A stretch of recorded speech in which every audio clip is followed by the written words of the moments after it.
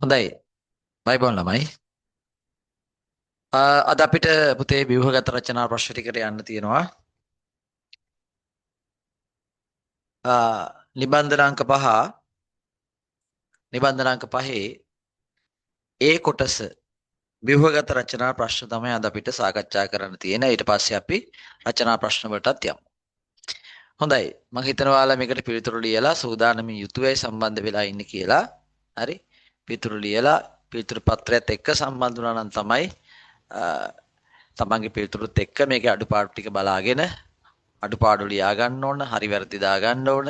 ඒ වගේම වෙනම පොතක් තියාගෙන අවශ්‍ය වැදගත් කරුණු වෙනම ලියා ගන්න. හොඳයි. පුතේ මුලින්ම තියෙන්නේ මේ ඒ කොටසේ අපිට දීලා තියෙනවා පුතා පරිසරයක්. ජලජ පරිසරයක් තමයි දීලා තියෙන්නේ. මේ ජලජ පරිසරයේ ඉන්න විවිධ ජීවීන් අංක කරලා තියෙනවා 1 සිට 8 දක්වා. 1 සිට 9 දක්වා අංක කරලා තියෙනවා. 1 සිට 9 දක්වා අංක කරලා තියෙනවා. හරි. 8නේ. අංක කරලා තියෙනවා. එතකොට අපිට මේ ඉස්සෙල්ලම මේ ජීවීන් ටික හඳුනා ගන්න වෙනවා. ජලජ පරිසරයක් තියෙන්නේ. මේ ජලජ පරිසරයේ ඉන්න ජීවීන් ටික. හරි. ඒ කොටස.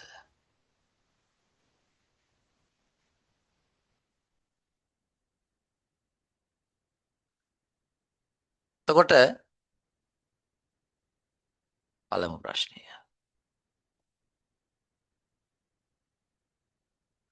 පුතේ හොඳින් බැලුවොත් ජීවීන් ටික අඳුර ගන්න පුළුවන්. අංක 1 ජීවියා විදියට ඉන්නේ කොකෙක්. පක්ෂියෙක් තමයි ඉන්නේ. ඊළඟට අංක 2 විදියට ඉන්නේ ඉස්සා.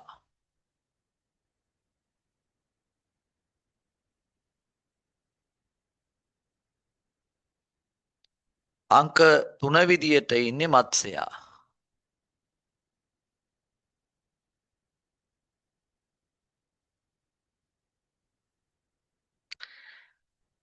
අංක 4 විදියට ඉන්නේ ශාකයක්. වැලිස්නේරියා ශාකය.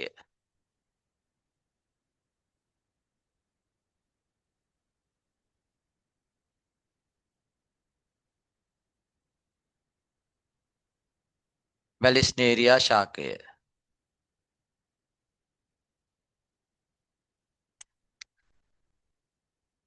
අංක 5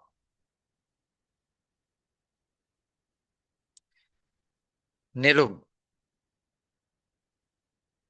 නෙළුම් ශාකය තමයි තියෙන්නේ නෙළුම්.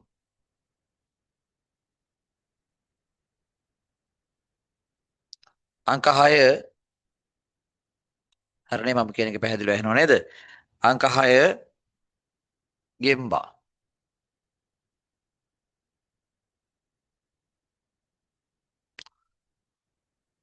අංක 7 ඉන්නේ සර්පයෙක් තමයි ඉන්නේ.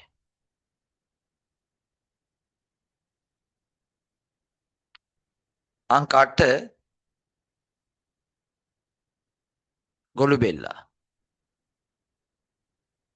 කැමරා එක ඔන් කරලා සම්බන්ධ වෙන්න. පන්තිට කැමරා එක ඔන් කරලා සම්බන්ධ වෙන්න. ගොළු බෙල්ලා. හරිනේ. ඔන්න ඔය සතුන් ටික තමයි පුතේ මේ ජලජ පරිසර මේ ජීවීන් ටික තමයි ජලජ පරිසර පද්ධතිය ආශ්‍රිත වෙන්නේ. කැමරා ඔන් කරලා සම්බන්ධ වෙන්න පන්තියට.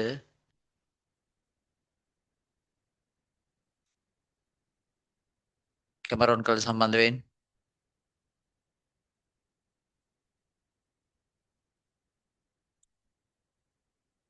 කැමරා ඔන් කරලා සම්බන්ධ වෙන්න.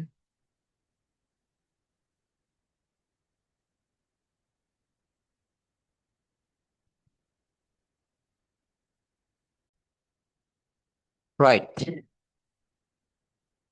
හොඳයි පුතේ.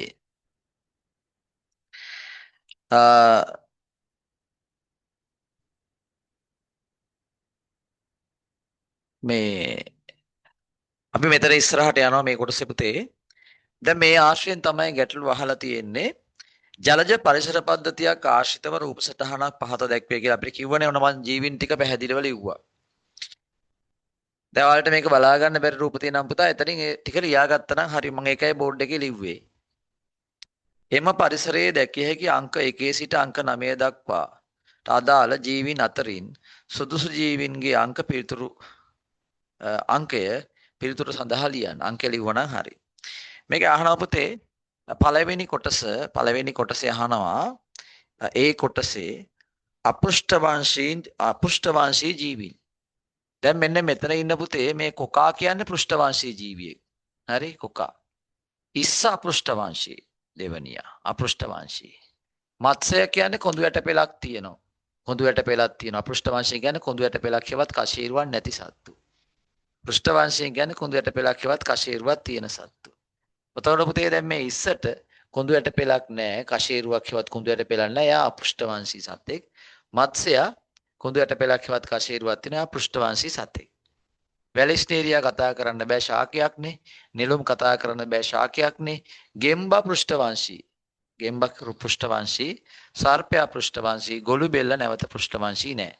එහෙනම් අපෘෂ්ඨවංශී සත්තු ඉන්නේ 2 සහ 8. 2 සහ 8 තමයි අපෘෂ්ඨවංශීන් ඉන්නේ. ඊළඟට පුතේ මේකේ B කොටස අචලතාපී ජීවියා.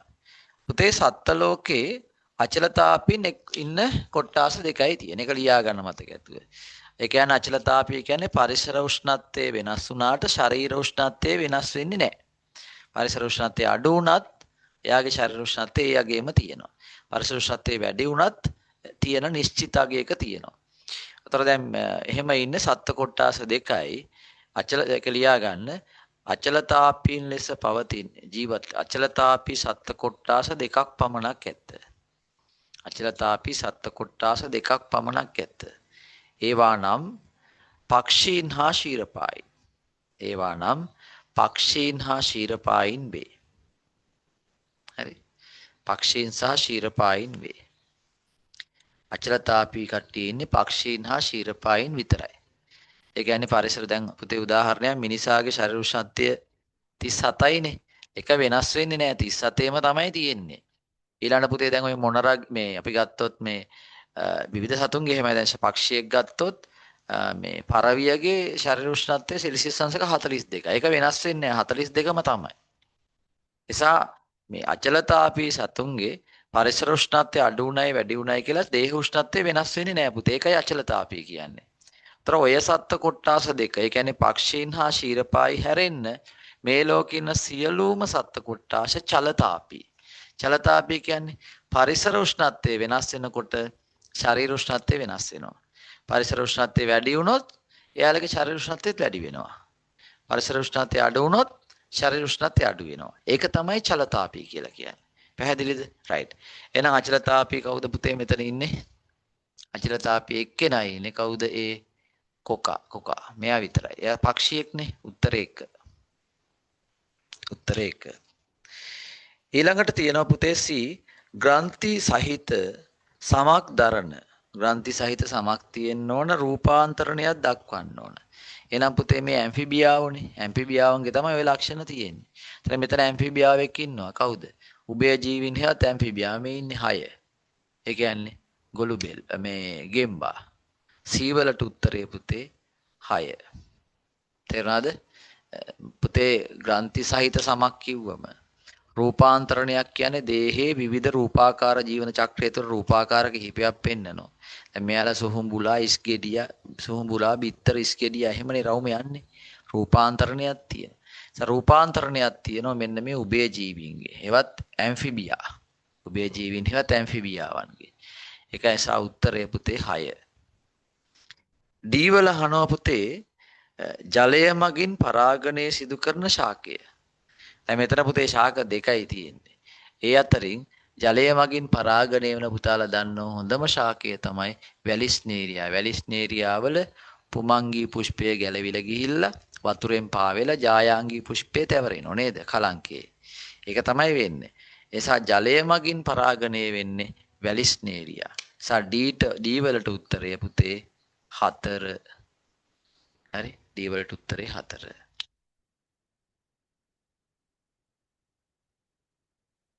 පැහැදිලිනේ? හරි.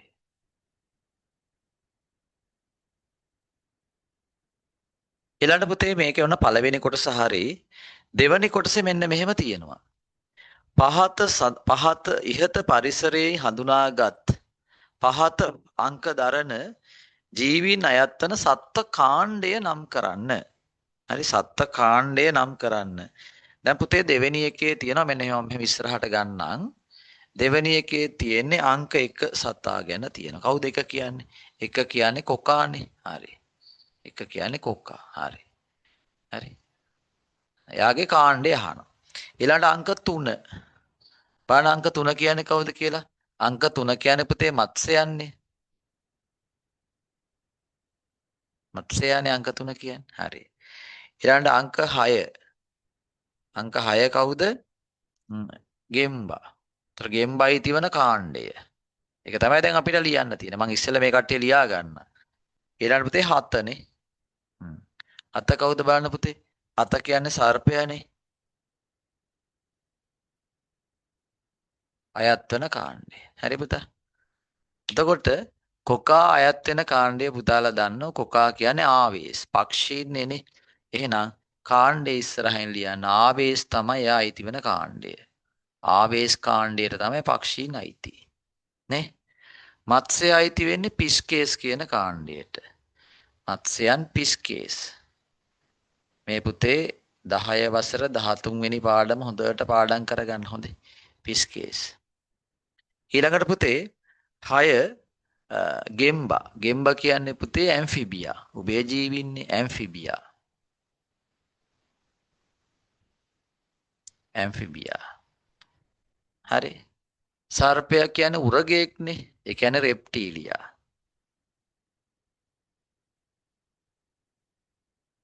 රෙප්ටීලියා. තේරුණාද? ඔන්න ඒ විදිහට තමයි පුතා කාණ්ඩ ටික එන්නේ. පිළිතුරු හරියට ලියා ගන්න.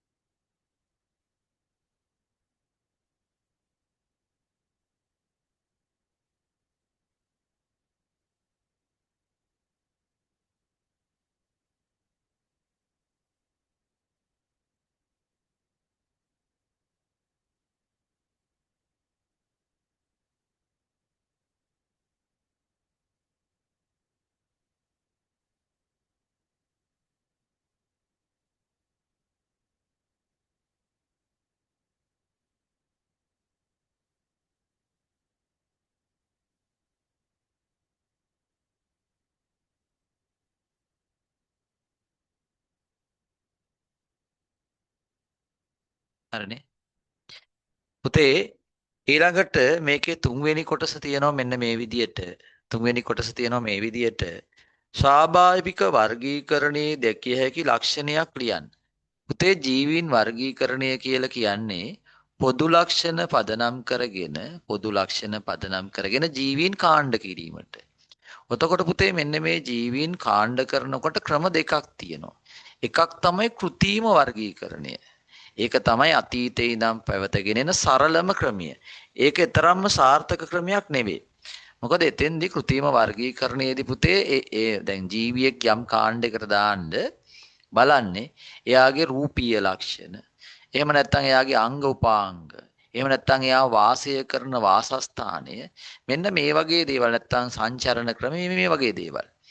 එතකොට ඒ ක්‍රමේදී අර පරිණාමිකව සම්බන්ධතා නැති පරිණාමික බන්ධුතා නැති ජීවීන් එකම කාණ්ඩ වලට වැටෙනවා. දැන් උදාහරණයක් විදිහට ගත්තම මේ කෘත්‍රිම වර්ගීකරණයේ තියෙන ගැටලුව ඕනෝක තමයි පරිණාමික බන්ධුතා පේන්නේ නැහැ. කෘත්‍රිම වර්ගීකරණයේදී පුතේ දැන් අපි ඔන්න එක ලක්ෂණයක් ගන්නවා පියාපත් ඇති සතුන්. අන කාණ්ඩයක්. ලක්ෂණය මොකද්ද? පියාපත් තිබීම. අර ඒ වගේ සරල ලක්ෂණයක් තමයි කෘත්‍රිම වර්ගීකරණයේදී ගන්න. පියාපත් තියෙන සතුන් කිව්වම ඔකට පක්ෂීනුත් වැටෙනවා. හරි?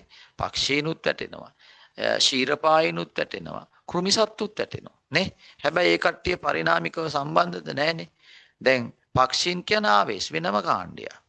ඊළඟට අපි ගත්තොත් පුතේ වවුල කියන්නේ ශීරපායි. එයා මැමේලියා වෙනම කාණ්ඩයක්. නේ? මැමේලියා. ඊළඟට පුතේ කෘමිසත්තු කියන්නේ එලා මේ ආත්‍රපෝඩා. ඉතින් බලන්න පරිණාමිකව වෙන වෙනම තැන්වල ඉන්න කට්ටිය එකට ගොනු වෙනවා. ඒක නිසා කෘත්‍රිම වර්ගීකරණයේ තියෙන ප්‍රධානම දුර්වලතාවය තමයි ජීවීන් අතර තියෙන පරිණාමික බන්ධුතා පේන්නේ නැති එක.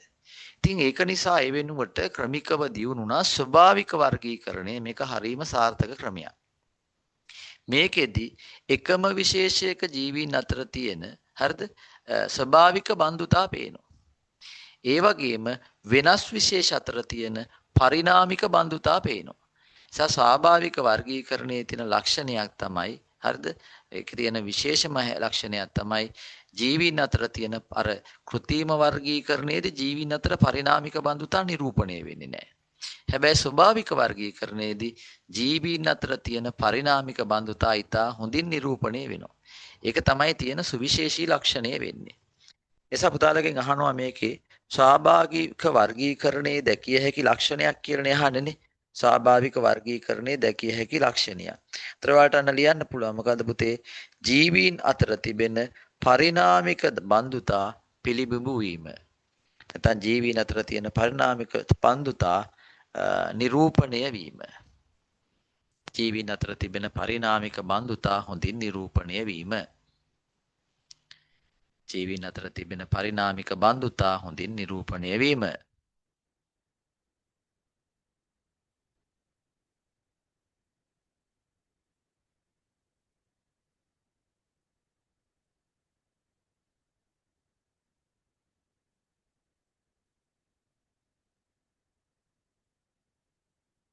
හරි. ඊළඟ පුතේ හරිනේ හතරවෙනි කොටස අහනවා මෙන්න මෙහෙම කාල් වූස් විසින් ඉදිරිපත් කරන ලද වර්ගීකරණය කුමක්ද? කාල් වූස් ඉදිරිපත් කරේ පුතේ අධිරාජධානි 3ක වර්ගීකරණය. මොකද්ද? අධිරාජධානි 3ක. අධිරාජධානි 3ක වර්ගීකරණය. එයයි තමයි මේ ලෝකේ ඉන්න ජීවීන් අධිරාජධානි 3කට වර්ගීකරණය කරේ. නේද? අධිරාජධානි 3ක වර්ගීකරණය තමයි කාල් වූස් ඉදිරිපත් කරේ. එයා කිව්වා මේ ලෝකේ ඉන්න සියලුම ජීවීන් ප්‍රධාන අධිරාජධානි 3කට දාන්න පුළුවන්. මොනවද ඒ අධිරාජධානි? බැක්ටීරියා අධිරාජධානිය, ආකියා අධිරාජධානිය සහ ඉයුකැරියා අධිරාජධානිය කියලා අධිරාජධානි 3කට මේ ලෝකේ ඉන්න සියලුම ජීවීන් වර්ගීකරණය කරේ කාල් වූස්. අධිරාජධානි 3ක වර්ගීකරණ ඉදිරිපත් කරේ මෙයා. ඊළඟට රොබර්ට් විටේක මතකද? රොබර්ට් විටේක ඊට කලින් ඉදිරිපත් කළා තිබ්බා රාජධානි 5ක වර්ගීකරණය කියලා එකක්. ඉස්සර තිබ්බේ ඒක. රාජධානි 5ක වර්ගීකරණය. හරි.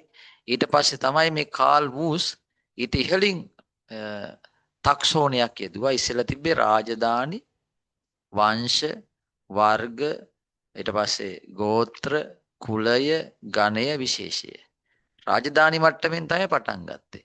කාල් වූස් තමයි ඊට උඩ මට්ටමක් දැම්මේ. අධිරාජධානි මට්ටම. අධිරාජධානි, රාජධානි, වංශය, වර්ගය, කුලය, ගෝත්‍රය, කුලය, ගණය, විශේෂය කියලා කොටස් ටිකක් පිළිවෙලට නම් කරනවා. ඒකට තමයි ඒකට කියන්නේ මොකද්ද? ස්වාභාවික වර්ගීකරණයේ වර්ගීකරණ ධූරාවලිය. ස්වභාවික වර්ගීකරණ ධූරාවලිය ඉහළින්ම තියෙන අධිරාජධානි. ඊට පස්සේ රාජධානි. ඊට පස්සේ පුතේ වංශ. ඊළඟට වර්ගය. ඊළඟට ගෝත්‍රය. ඊළඟට කුලය. ඊළඟට ගණය. ඊළඟට විශේෂය. ඔකනේ පුතේ ස්වාභාවික වර්ගීකරණ ධූරාවලිය. මුලින්ම තිබ්බේ පුතේ අර රාජධානි වල ඉඳන්. ඒක තමයි අර රොබර්ට් එච් විටේක ඉදිරිපත් කරේ එක. ඊට පස්සේ කාල් වූස් පසු කාලිනව තමයි ඊට උඩින් තව එකක් දැම්ම අධිරාජධානි කියලා. ඒක අධිරාජධානි 3යි ආකියා, බැක්ටීරියා, ඉයුකැරියා. හරිනේ? රයිට්. අපි ඉස්සරහට යමු. හොඳයි. ඔන්න පුතේ එතනින් ඉවර වෙනවා A කොටස. ඊළඟට අපි යනවා පුතේ මේකේ B කොටසට. එක A හරි. එක B වලට යන්න.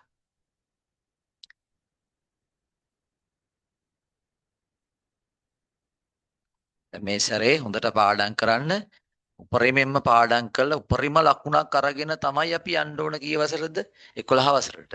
හරිද? ඒ නිසා හොඳට පාඩම් කරන්න මේ දවස්වල. හරිද? හොඳට පාඩම් කරලා සූදානම් වෙන්න. විභාගේ දවසක් විතර එහෙ මෙහෙ වෙයි. දැන් අර නිවාඩු දුන්නනේ මේ අහිතකර කාලගුණික තත්ත්ව නිසා ඒ ලෙවල් වලට. එතකොට තව දවසක් විතර විභාගේ පස්සට යාවි.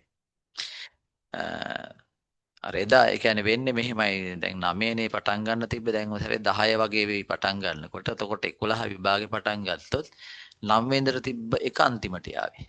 ඒක තමයි වෙන්නේ. හරි එක දවසක් විතර මේ ඉස්කෝලේ ප්‍රමාද පටන් ගන්න එක ප්‍රමාද වෙයි. හරි. ඔන්න පුතේ අපි යනවා එහෙමනම් B කොටසට. ජීවී දේහ තුල අඩංගු ප්‍රධාන අකාබනික සංයෝගය. ජීවී දේහ තුල අඩංගු ප්‍රධාන අකාබනික සංයෝගය තමයි ජලය. ඒක අපි කවුරුත් දන්නවා. ජීවී දේහ තුල තිබෙන ප්‍රධානම අකාබනික සංයෝගය තමයි ජලය. අපිට දීලා තියෙනවා පුතේ මුලින්ම පළවෙනි කොටස විදියට ජලයේ ලුවිස් ව්‍යුහය ඉදිරිපත් කරන්න. ජලයේ ලුවිස් ව්‍යුහය මේ බලන්න පුතේ. ලුවිස් ව්‍යුහය අඳිනකොට බන්ධන නිරූපණය කරන්න ඕන. ඒ වගේම එකසර ඉලෙක්ට්‍රෝන යුගල් නිරූපණය කරන්න ඕන. ලුවිස් ව්‍යුහයක. තොර පුතේ ජලාණුව කියන්නේ කෝණික අණුවක්. තොර ජලාණුව මෙන්න මෙහෙමයි තියෙන්නේ. කෝණික නිසා ඔහම ඇන්ගල් එකකට තමයි අපි අඳින්නේ. මේ කෝණයේ අංශක 104.5යි. හරි. එතකොට මෙන්න මෙතන තියෙනවා හයිඩ්‍රජන්. මෙන්න මෙතන තියෙනවා හයිඩ්‍රජන්. තේරුණායි? ඔක තමයි ඒක බන්ධන දෙකක් තමයි තියෙන්නේ. සහසන්නුජ බන්ධන යටතේ ඒක බන්ධන. එතකොට පුතේ මෙතන බන්ධනයකට ඉලෙක්ට්‍රෝන 2යි. 2යි 4යි. ඔක්සිජන් වටේ 8ක් තියෙන්න ඕනේ මුළු ඉලෙක්ට්‍රෝන ගන්න. මෙතන 2ක් තියෙනවා බන්ධනේ. මේ බන්ධනේ 2ක් තියෙනවා. 2යි 2යි 4යි. මෙන්න මේ 2යි 6යි. මෙන්න මේ 2යි 8යි. දැන් හරිනේ. අෂ්ටකේ හරි. ඔක්සිජන් වටේ අනිවාර්යෙන් ඉලෙක්ට්‍රෝන 8 තියෙන්න ඕන. එතන මෙතන බන්ධනයේ සෑම විටම ඉලෙක්ට්‍රෝන 2ක් තියෙනවා. මේ බන්ධනයේ 2ක් තියෙනවා. 2යි 2යි 4යි. මේ 2යි 6යි. මේ 2යි 8යි. එතන මේවට කියන්නේ බන්ධන ඉලෙක්ට්‍රෝන යුගල් කියලා. බන්ධන ඉලෙක්ට්‍රෝන යුගල් 2ක් තියෙනවා බන්ධන දෙකේ. මේවට කියන්නේ එකසර ඉලෙක්ට්‍රෝන යුගල් කියලා. එකසර ඉලෙක්ට්‍රෝන යුගල් කියන්නේ බන්ධන සෑදීමට දායක නොවන අවසාන කවචයේ තියෙන ඉලෙක්ට්‍රෝන යුගල් වලට කියනවා එකසර ඉලෙක්ට්‍රෝන යුගල් කියලා. එහෙනම් ජලාණුවක තියෙනවා එකසර ඉලෙක්ට්‍රෝන යුගල් දෙකක්. ඒ වගේම බන්ධන ඉලෙක්ට්‍රෝන යුගලුත් තියෙන දෙකයි. මේක තමයි ජලයේ ලුයිස් ව්‍යුහය. හරි? රයිට්. ඊළඟට අහනවා මෙහි ජලාණුවක ඔක්සිජන් හා හයිඩ්‍රජන් අතර ඇති බන්ධන වර්ගය කුමක්ද කියලා. පුතේ ඔක්සිජන් සහ හයිඩ්‍රජන් අතර තියෙන සහසන්නුජ බන්ධන. පිළිතුර සහසන්නුජ බන්ධන.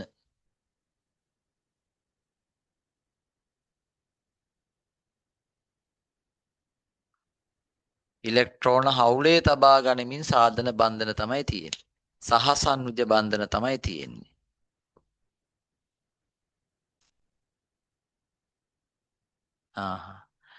දැන් අද ඉතින් සමහර පැතිවලට තියෙනවා ප්‍රශ්න තියෙනවා. විදුලි විසන්ධි වීම තියෙනෝනේ. දැනට මේ අපේ පැතිනේ අපි මේ දකුණු පළාත ඩිංගක් බේරලා ඉන්න වටේම වහිනෝ. නේද? ඔව්.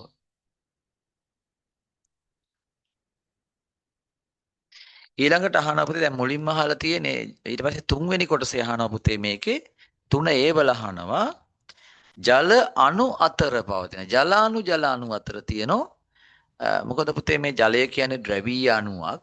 ඒකට හේතුව පුතාලා දන්නවා මේ ඔක්සිජන් වල විද්‍යුතතාව වැඩි නිසා මේ බන්ධනවල ඉලෙක්ට්‍රෝන ඔක්සිජන් දිහාවට ආකර්ෂණය වෙනවා. ආකර්ෂණය වෙලා මේ ඔක්සිජන්ට එනවා ඩෙල්ටා ඍණ ආරෝපණය. මේ කුඩා ඍණ ආරෝපණය. මේ දෙනට එනවා කුඩා ධන ආරෝපණය. මේ සිද්ධියට කියන්නේ ද්‍රවීකරණය කියලා. ද්‍රවීකරණය වෙච්ච අණු අතර ඇති වෙනවා අන්තර් අණුක ආකර්ෂණ බල. දැන් තව ජල අණුවක් මේක මම මේ අඳින්නේ කලින් එක ඉවරයි හොඳේ. මේ ඔයාලා වෙනස් කරගෙන යන්න එපා. උත්තරේ එක මම මේ ඉස්සරහට කියලා දෙනවා. ඒතකොට දැන් මේ ලුයිස් ව්‍යුහයම දැන් වෙනස් කරලා මේ ඇඳලා තියෙන්නේ. ලුයිස් ව්‍යුහය වල පිළිතුරට ඇඳ ගන්න නැතිනේ. හරි දැන් එතනින් එහා ඒ වැඩේ වෙන නිසා මම මෙතනින්ම අරින්ත් එකක් පෙන්නනවා. එතකොට ඔහම ද්‍රවීය අණුවක් තමයි තියෙන්නේ.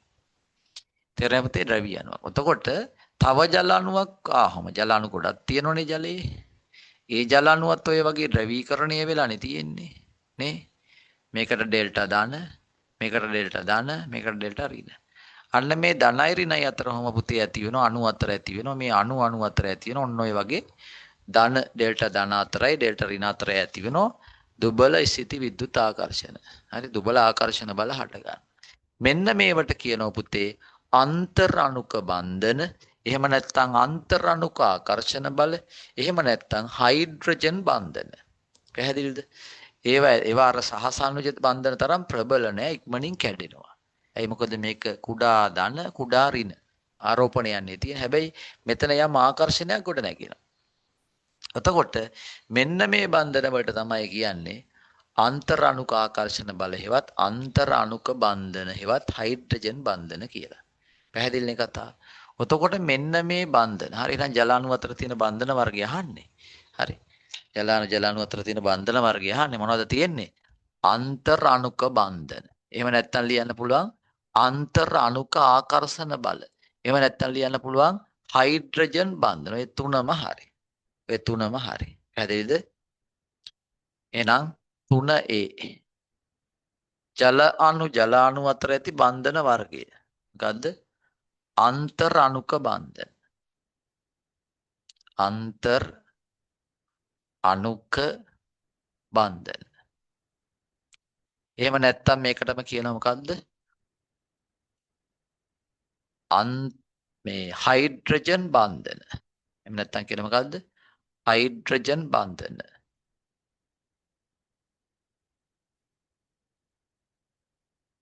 අන්තර් අණුක ආකර්ෂණ බල කියලා ලිව්වත් කමක් නැහැ. අන්තර් අණුක ආකර්ෂණ බල කියලා ලිව්වත් කමක් නැහැ. හරි. right. ඊළඟට තියෙනවා පුතේ B කොටස ඉහත නම් කළ බන්ධන වර්ගය නිසා ජලයට ලැබී ඇති සුවිශේෂී ලක්ෂණයක් ලියන්න. ඉහත නම් කළ බන්ධන වර්ගය නිසා දැන් මෙන්න මේ අන්තර් අණුක බන්ධන ජල අණු අතර තියෙන මේ හයිඩ්‍රජන් බන්ධන නිසා ජලයට ලැබිච්ච සුවිශේෂී ගුණ තුනක් තියෙනවා. එකක් තමයි ජලයට ඉහළ තාපාංකයක් ලැබිලා තියෙන ඔය ජල අණු අතර තියෙන මේ අන්තර් අණුක බන්ධන නිසා. මොකද්ද? එකක් තමයි ජලයට ඉහළ තාපාංකයක් ලැබීම. ජලයට ඉහළ තාපාංකයක් ලැබීම.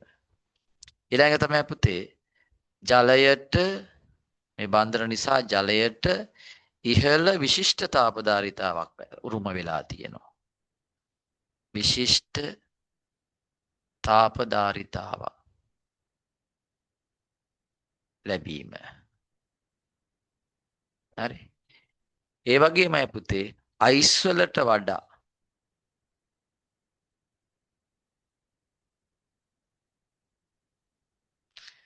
ජලයේ ඝනත්වය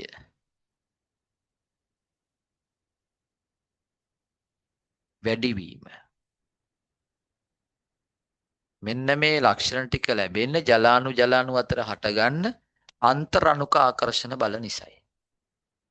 ජල අණු අතර ඇතිවන අන්තර් අණුක ආකර්ෂණ බල නිසා තමයි ඔය හැකියාව ලැබෙන්නේ.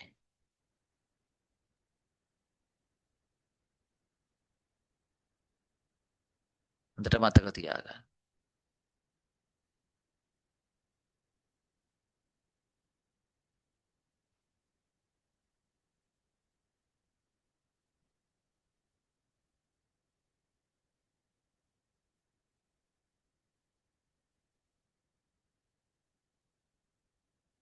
හරි. ඊළඟට තියෙනවා පුතේ මෙන්න මෙහෙම කොටසක්. එතනින් B කොටස ඉවරයි. C කොටස. C කොටසේ තියෙනවා හරි. C කොටසේ තියෙනවා C1. C1 තියෙන මෙන්න මෙහෙම කතාවක්. ජලය තුල මීටර් 3ක ගැඹුරක පිහිටි ලක්ෂයක් මත ඇති කරන ද්‍රව පීඩනය. පුතේ ද්‍රව පීඩනය හොයන සමීකරණයක් තියෙනෝනේ. ද්‍රව පීඩනය සමානයි P සමානයි H rho G. ද්‍රව පීඩනයේ P සමාන වෙනවා පුතේ H rho G වලට. H කියන්නේ උස මීටර් වලින්. දැන් පුතාට දීලා තියෙනෝනේ ගැඹුර කොච්චර උසක් තියද කියලා ජල කඳේ. ඒක කියන්නේ ජල පෘෂ්ඨයේ ඉඳන් මීටර් 3ක් ගැඹුරට. එහෙනම් ඒක තමයි ජල කඳේ උස. අර මේ වගේ ඔහොම ද්‍රවයක් ඇති. හරි. මම ජලාශය තියෙනවා. ජලාශය මෙන්න මෙහෙම මීටර 3ක්. මීටර 3ක් 15 ලක්ෂයක පීඩනය තමයි අපෙන් අහන්නේ. එතකොට මේ h කියන්නේ මෙන්න මේ ගැඹුර. එහෙම නැත්නම් ඔය උස. රෙෂ්ට දාන්න පුළුවන් 3යි මීටර. හරි. ජලයේ ඝනත්වය දීලා තියෙනවා. ජලයේ ඝනත්වය දීලා තියෙනවා 1000යි. එහෙනම් ඝනත්වය රෝ කියන්නේ ඝනත්වය. 1000යි kg m ඍණ 3. g කියන්නේ ගුරුත්වජ ත්වරණ. ඒකක් දීලා තියෙනවා 10යි ms ඍණ 2. නේ පුතේ? එහෙනම් අපිට එනවා කීයද? 30000යි පැස්කල්. පුතේ පීඩනයේ ඒකක පැස්කල් PA 30000යි පැස්කල්. ඔන්න ඕක තමයි පුතේ මීටර 3ක් ගැඹුරු ස්ථානයක ලක්ෂයේ පීඩනය. හරි. ඊළඟට අහනවා ද්‍රව මගින් පීඩනය ද්‍රව පීඩනය දිව මගින් පීඩනය සම්ප්‍රේෂණයට ප්‍රයෝජනවත් ලෙස යොදා ගන්න අවස්ථාවක් නම් කරන්න. ද්‍රව මගින් පීඩන සම්ප්‍රේෂණය කරන එක ප්‍රයෝජනයට ගන්න අවස්ථාව මම මෙන්න මෙතෙන්ට ගන්නම් පුතේ C2 හොඳයි. C2 මෙතෙන්ට ගන්න. හරි.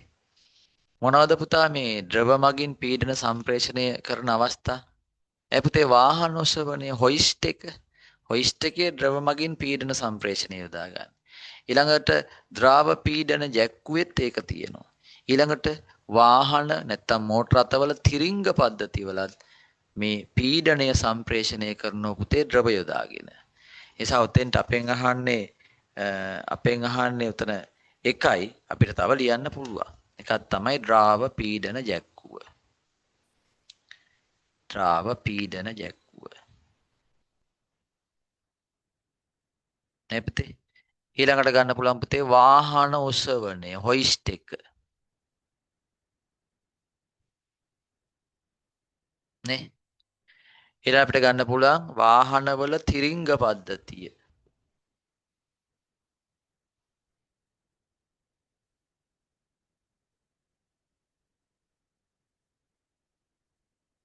ඔන්න ඔව තමයි පුතේ ද්‍රව මගින් පීඩන සම්ප්‍රේෂණය කරන අවස්ථා. වාහනවල තිරිංග පද්ධතිය.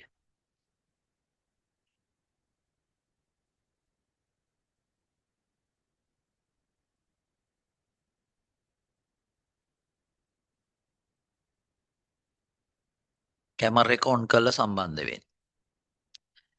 සිංහල තේරෙන්නේ නැති කීප දෙනෙක් ඉන්නවා. ෆෝකස් මොඩ් දාලා තියෙන්නේ.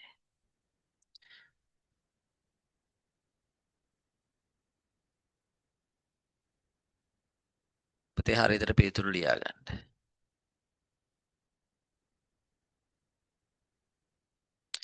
ඉතින් පුතේ දැන් අපි මේ කතා කරන තුන්වන වාර විභාග ප්‍රශ්න පත්‍රයේ වගේම තමයි ඔයාලටත් එන්නේ. මේ ප්‍රශ්න පත්‍රයත් කලින් කර ප්‍රශ්න පත්‍ර හතරත් හොඳින් බලාගෙන විභාගයට යන්න. විභාගේ ප්‍රශ්න වලින් 90ක් ඔය පහේ තියෙනවා. ඔය දැන් ඔයාලා දැන් මේ කරන ටිකෙන් 100ට මේ විභාග ප්‍රශ්න පත්‍ර වල 80ක් 90ක් අනිවාර්යෙන් මේ කතා කරපුවාම තමයි තියෙන්නේ.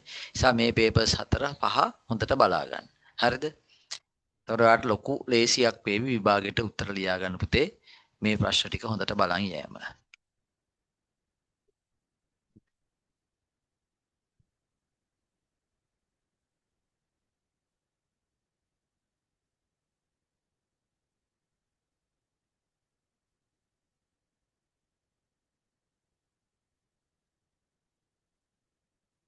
හරි. හරි.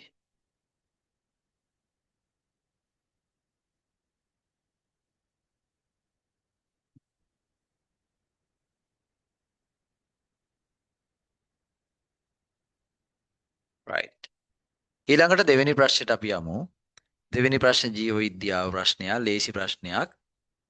2A1 සජීව පදාර්ථයේ අඩංගු වූ කාබනික සංයෝග හඳුනා ගැනීම පිළිබඳ පරීක්ෂණවලදී සකස් කළ වගුවක අසම්පූර්ණ සටහනක් පහත දැක්වේ. මෙහි XY හා Z හිස්තැන් සම්පූර්ණ කරන්න කියලා අපිට කියනවා. අපි බලමු පුතේ. හරි දෙවෙනි ප්‍රශ්නය. 2 A 1 හරි. පුතේ අපෙන් අහන්නේ මොකද්ද? x කියන්නේ මොකද්ද කියලා අහනවා. හරි. x කියන්නේ මොකද්ද කියලා අහනවා. ඊළඟ පුතේ මේක අහනවා y කියන්නේ මොකක්ද? y. ඊළඟ z කියන්නේ මොකක්ද? බලමු අපි. දැන් පුතාලට පේනවා ඇති මේක බැලුවට පස්සේ හරි මේක බැලුවට පස්සේ මේකේ තියෙනවා ආහාර ප්‍රභේදයේ A B C කියලා ආහාර ප්‍රභේද තුනක්. උතර ඒක කාබනික ආහාර වෙන්න බෑ. කාබනික ද්‍රව්‍ය. කාබෝහයිඩ්‍රේට්, ප්‍රෝටීන, ලිපිඩ ඒවනේ ඔය තියෙන්නේ. උතර අපිට කියනවා මේ A කියන ආහාර ප්‍රභේදය හඳුනගන්න x කියලා යම්කිසි ප්‍රතිකාරකයක් දාලා තියෙනවා. දැම්මට පස්සේ ගඩොල් රතු පාටක් ආවලු. ගඩොල් රතු පාටක් ආවනම් වෙන කවුරුවත් නෙමෙයි ෂුගර් එකට ග්ලූකෝස් හඳුනා ගැනීමේ බෙනඩික්ට් පරීක්ෂාව. එහෙනම් ඔය දාලා තියෙන්නේ x කියන්නේ බෙනඩික්ට් ප්‍රතිකාරකයේ විය යුතුයි. ගඩොල් රතු අවක්ෂේපයක් කියන්නේ බෙනඩික්ට්. ග්ලූකෝස් එක ප්‍රතික්‍රියා කරාම රත් කරනකොට බෙනඩික්ට් ප්‍රතිකාරකය තමයි ඔය තියෙන්නේ. හරි පුතා. ඒකේ අල්ලගන්න ලේසි අපිට. ඊළඟ බලන්න පුතේ B කියන ආහාරයට බයුරේට් ප්‍රතිකාරකය. බයුරේට් එහෙනම් B කියන්නේ ප්‍රෝටීන. ප්‍රෝටීන හඳුනා ගැනීමට මේ බයුරේට් අතතේ මේ ප්‍රශ්නේ වරදක් තියෙනවා. ඒක තමයි බයුරේට් ප්‍රතිකාරකය කියලා එකක් නෑ. හොඳේ. බයුරේට් පරීක්ෂාව තමයි තියෙන්නේ. එතන ඩිංගා ලියා ගන්න දාන ද්‍රව්‍ය දෙක. හරි. බයුරේට් ප්‍රතිකාරකය කියලා එකක් නෑ. හොඳේ. තියෙන්නේ ද්‍රව්‍ය දෙක. පරීක්ෂණයේ නම බයුරේට් පරීක්ෂාව. අනේක හදාගන්න මෙතන පොඩි ගැටලුවක් තියෙනවා. බයුරේට් පරීක්ෂාව කියලා ලියලා ප්‍රතිකාරක දෙක ලියා ගන්න උතර පොඩියට මොකද්ද දාන ප්‍රතිකාරක දෙක? එකක් තමයි දානෝ වැඩිපුර සෝඩියම් හයිඩ්‍රොක්සයිඩ්. ඒ පරීක්ෂණයේදී ගන්න වැඩිපුර සෝඩියම් හයිඩ්‍රොක්සයිඩ් දාලා ඒකට කොපර් සල්ෆේට් 0.3ක් දානවා. කොපර් සල්ෆේට් ස්වල්පයක්. බින්දු කිහිපයක්.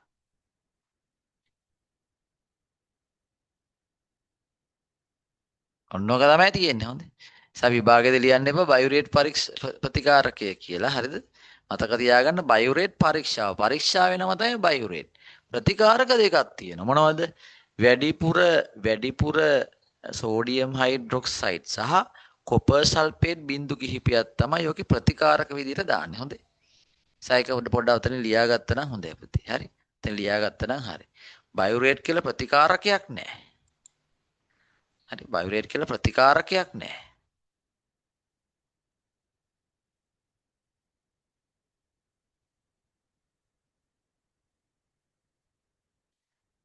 නිබන්ධනේ ගනිපු ළමයි මට පිට කවරේ WhatsApp කරලා තියන්න ඕන.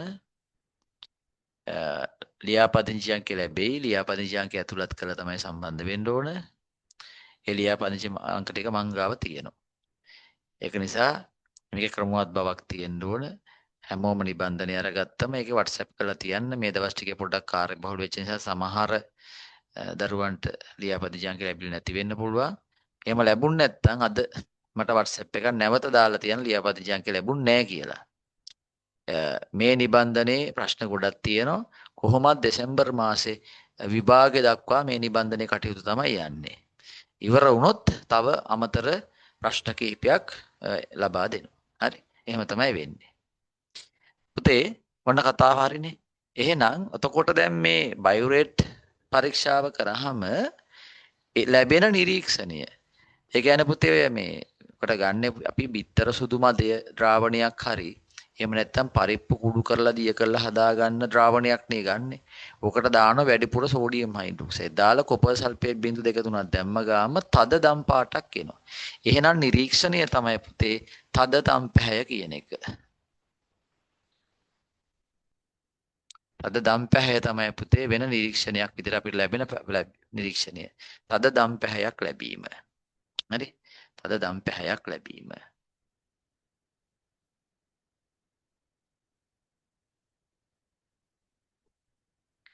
ඊළඟට පුතේ C කියලා ආහාර ප්‍රභේදයක් තියෙනවලු. ද්‍රාවණයේ ඉහළින් රතු පැහැති ගෝලිකා හමුවේ. රතු පැහැති ගෝලිකා නිකන් බෝල වගේ තියෙනවා. පුතේ ඕම ඔය ගෝලිකා ඇති වෙන පුතාලා දන්නෝ සුඩාන් 3 පරීක්ෂණය. ඒ කියන්නේ ලිපිඩ වල තමයි ඔය සිද්ධිය වෙන්නේ. පොල් තෙල් ටිකක් අරගෙන පොල් තෙල් ඩිංග ජලයත් එක්ක පොඩ්ඩක් මික්ස් කරනවා. මික්ස් වෙන්නේ නැහැ. දාලා ඊට පස්සේ දානවා සුඩාන් 3. හරි සුඩාන් 3 දැම්මට පස්සේ වෙන්නේ අර ජලය දැන් අපි පරීක්ෂා නලයක් අරන් ඒකට ජලය ටිකක් දාලා පොල් තෙල් ටිකක් දානවා. දැම්මම තක් ගාලා ස්තර වෙන් වෙනවා. ඊට පස්සේ අපි ඔකට සුඩාන් 3 දැම්මම අර මේ ජලය පහළ තියෙනවා පොල් තෙල් උඩ පා වෙනවා.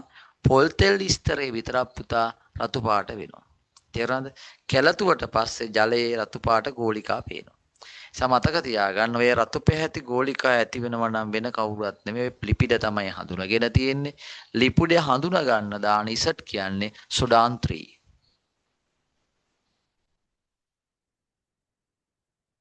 සුඩාන් 3. ඔන්නක තමයි එන්නේ. හරි.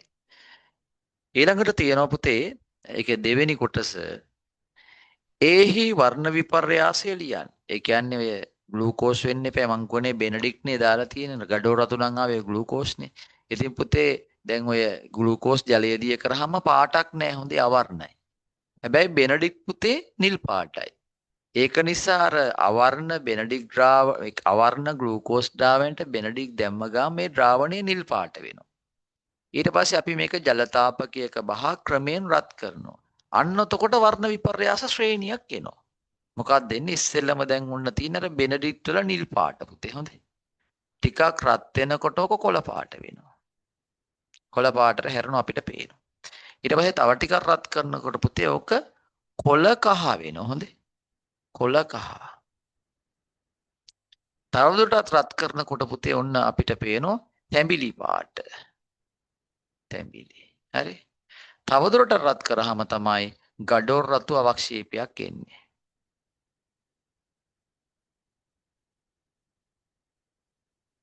ඔන්න ඕක තමයි ලියන්න ඕන. ඒක තමයි වර්ණ විපර්යාසය.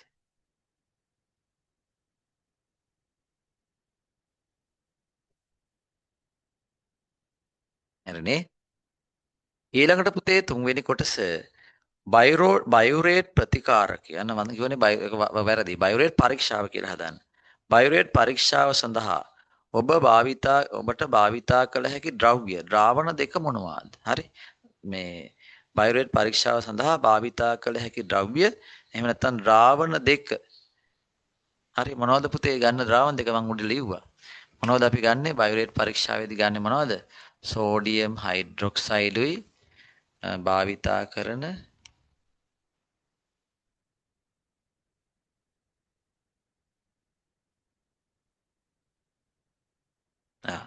මොකද පුතේ අපි උතර ගන්නෙ සෝඩියම් හයිඩ්‍රොක්සයිඩ්.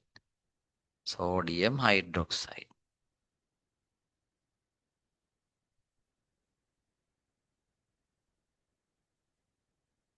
සෝඩියම් හයිඩ්‍රොක්සයිඩ් ගන්නවා. ඒ කියන්නේ NaOH. ඊළඟ පුතේ ගන්නවා කොපර් සල්ෆේට්. බයුරේට් පරීක්ෂාව සඳහා ගන්න ද්‍රව්‍ය දෙක ඔක තමයි. Copper sulphate. CuSO4. උතර සංකේත වලින් ලියන්න පුළුවන් ඕනනම් වචනෙන් ලියන්න පුළුවන්. ඔන්න මම දෙකෙන්ම ලිව්වා. හරි මම දෙකෙන්ම ලිව්වා. හරිනේ. කියන එක පැහැදිලිව ඇහෙනවනේ. right.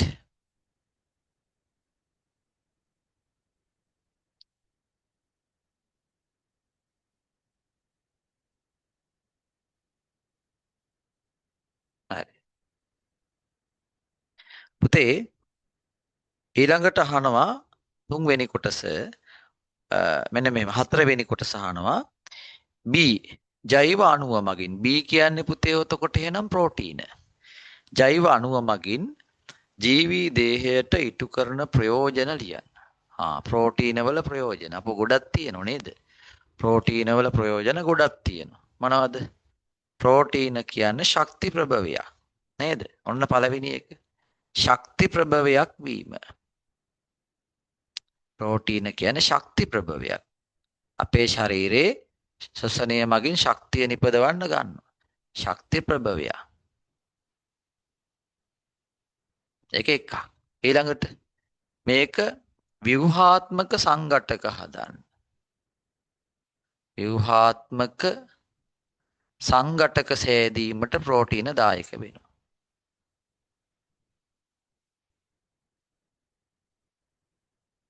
අවශ්‍ය වෙනවා. ඊළඟට පුතේ මේක මේ අපේ ශරීරේ හරි එන්සයිම ලෙස ක්‍රියා කරනවා. සියලුම එන්සයිම ප්‍රෝටීන.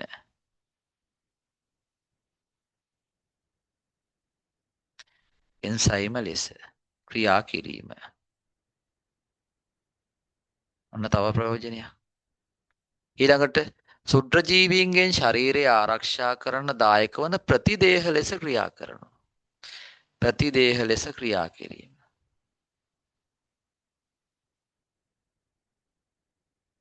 ප්‍රෝටීන වල ප්‍රයෝජන. ඊළඟට හෝමෝන ලෙස ක්‍රියා කරනවා. හෝමෝන.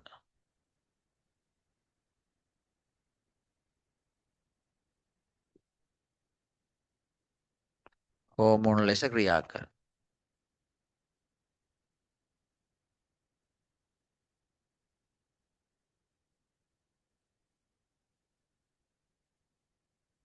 ඔන්නව තමයි පුතේ ප්‍රෝටීන වල තියෙන ප්‍රයෝජන.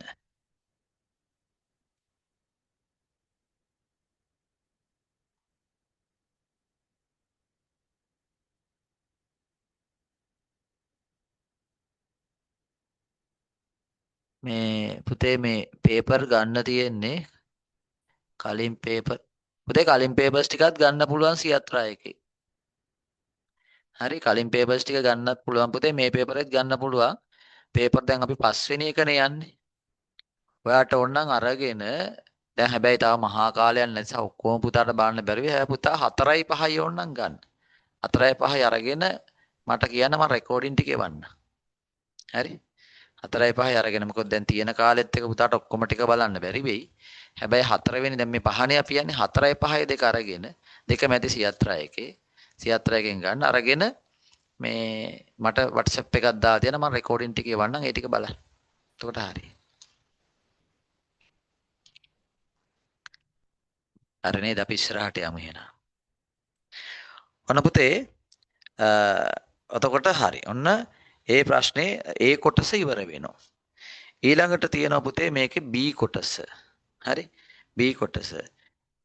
මේකේ අහනවා මෙන්න මෙහෙම. දැන් ඔය B කියන්නේ ජීවි සෛලවල හමුවන ඉන්ද්‍රිකාවක් ඒ රූපයෙන් දැක්කේ.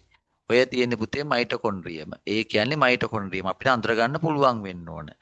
ඒ රූපය නම් කරන්න. එහෙනම් පුතේ මම මේ ටික මකන්නන්නේ.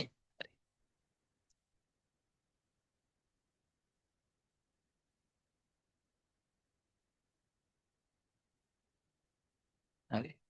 උදාට පේනවා C කොටසේ අපි ඉන්නේ B කොටසේ අපි ඉන්නේ 2B. 2B වල එක අහන්නේ පුතේ ඔය A කියන්නේ මොකද්ද? A කියන්නේ පුතේ මයිටොකොන්ඩ්‍රියම.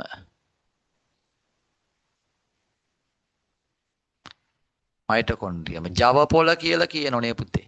මයිටොකොන්ඩ්‍රියමේනේ ස්වායු ශ්වසන ප්‍රතික්‍රියාව මගින් ශක්තිය නිපදවන්නේ. ඒක නිසා ඔකට කියන්නේ ජව පොළ කියලා අනුවර්ත නාමයකුත් තියෙනවා. හරි. දෙවෙනි කොටස අහනවා ඒ තුල සිදුවන ජීව ක්‍රියාවලිය කුමක්ද? නේද? ඒ තුල සිදුවන ජීව ක්‍රියාවලිය තමයි සෛලීය ශ්වසනය, ස්වායු ශ්වසනය. සෛලීය ශ්වසනය කියලා කිව්වත් හරි හරි. ස්වායු ශ්වසනය කියලා කිව්වත් හරි. දෙක. සෛලීය ශ්වසනය. එහෙම නැත්නම් ස්වායු ශ්වසනය.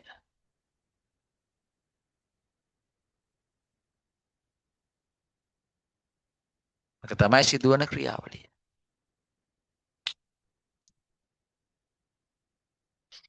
ඊළඟ පුතේ තුන්වෙනි කොටසේ අහනවා සෛල විභාජනයේදී ජන්මානු මාතෘ සෛල වලින් ජන්මානු නිපදවේයෝ.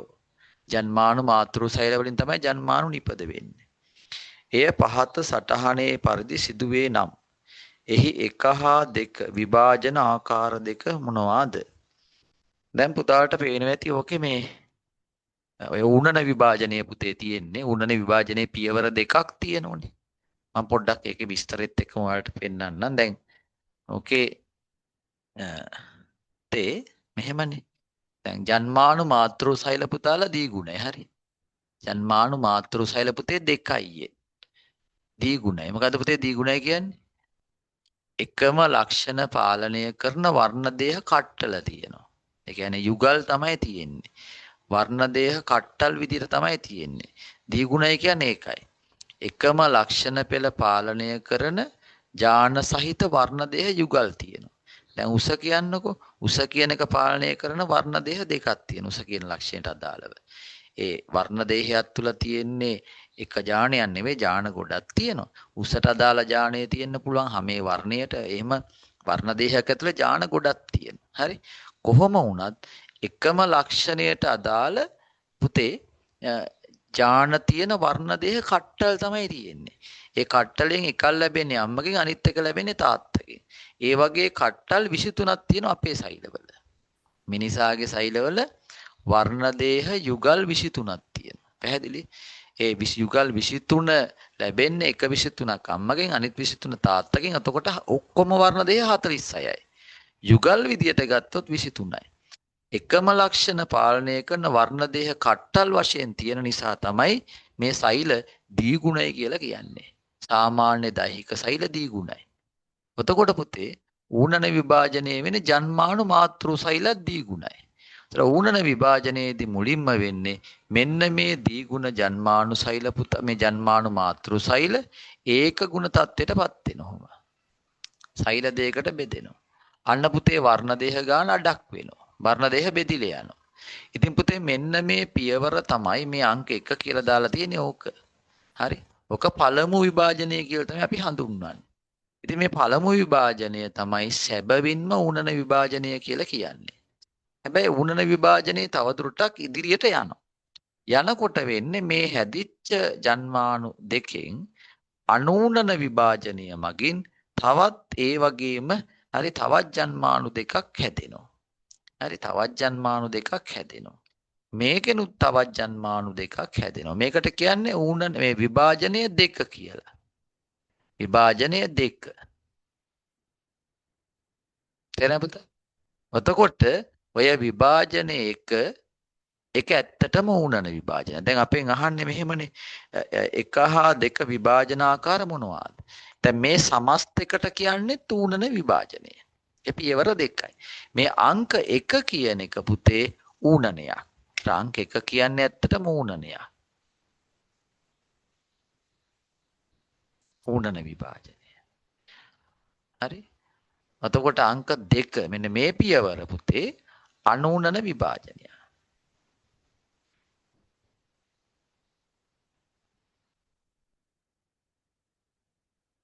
තේරෙන කතාව. අනූනන විභාජනය. හරි. අපෙන් අහන්නේ විභාජන ආකාරනේ. එතකොට පුතේ මේ දෙක පොදුවේ ගත්තම අපි කියන්නේ පොදුවේ ගත්තම සමස්ත ක්‍රියාවලියට කියන ඌනන විභාජනය කියලා. හරි. හැබැයි පුතේ ඌනන විභාජනයේ මං කියන්නේ අධියර දෙකක් tie කියලා. විභාජනයක විභාජන දෙක ඒ දෙක වෙන වෙනම ගත්තොත් මේ පියවර ඌනනය මේ කොටස අනූනනයක් වගේ. ඇයි මේකට අනූනනයක් කියන්නේ? වර්ණ දේහ සංඛ්‍යාව වෙනස් වෙන්නේ නැති නිසා. මෙතන 23 නම් මේ හැදෙන අලුත් දෙකෙත් තියෙන 23යි. වර්ණ දේහ සංඛ්‍යාව වෙනස් නොවෙමින් වෙනවා නම් අපි මේ විභාජනයට කියන්නේ අනූනනය කියලානේ. ඒක නිසා ඌනන විභාජනයේ එක කොටස. විභාජනයේ එක තමයි සැබෑ ඌනන විභාජනයක් තියෙන්නේ. මේ දෙවනි විභාජනයේ දෙක කියන එක අනූනන විභාජනයක් තමයි එතන සිද්ධ වෙන්නේ. පැහැදිලිද? හැබැයි සමස්තය ගත්තොත් මෙතන ඌනන විභාජනයක් කියලා තමයි අපි හඳුන්වන්නේ.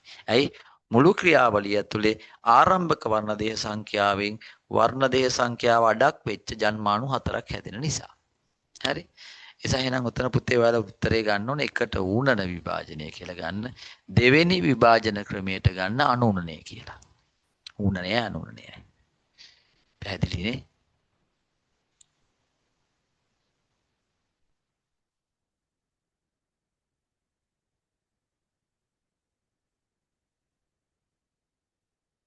හරි.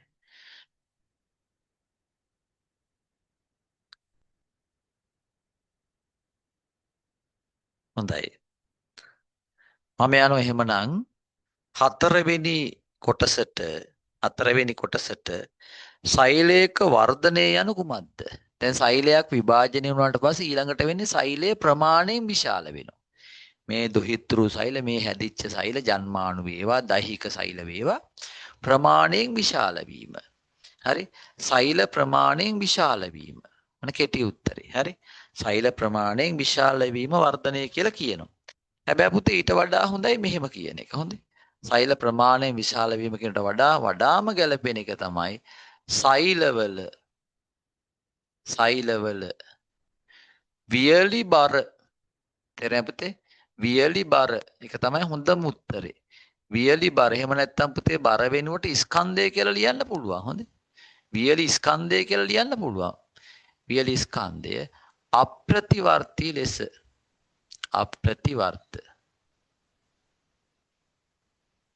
ලෙස වැඩිවීම. ඔන්නෝක තමයි සෛලයක වර්ධනය කියන්නේ. සෛලයක වියලි බර අප්‍රතිවර්ත ලෙස. ඒ කියන්නේ ආපස්සට යන්නේ නැති විදියට වැඩිවීම. සෛලයක වියලි බර අප්‍රතිවර්ත ලෙස වැඩිවීමට කියනවා සෛලයක වර්ධනය කියලා. සෛලයක වර්ධනය.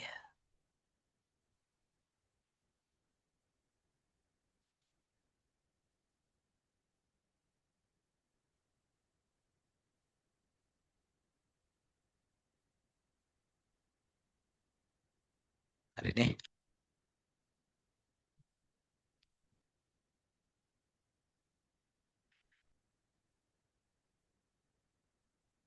පුතේ මේකේ පළවෙනි එක විභාජන එක උනන විභාජනයක් වගේ විභාජනය 2 කියන එක අනුනන විභාජනයක් වගේ. ඒතර විභාජන ආකාරය ගත්තොත් එහෙම තමයි කියන්න වෙන්නේ.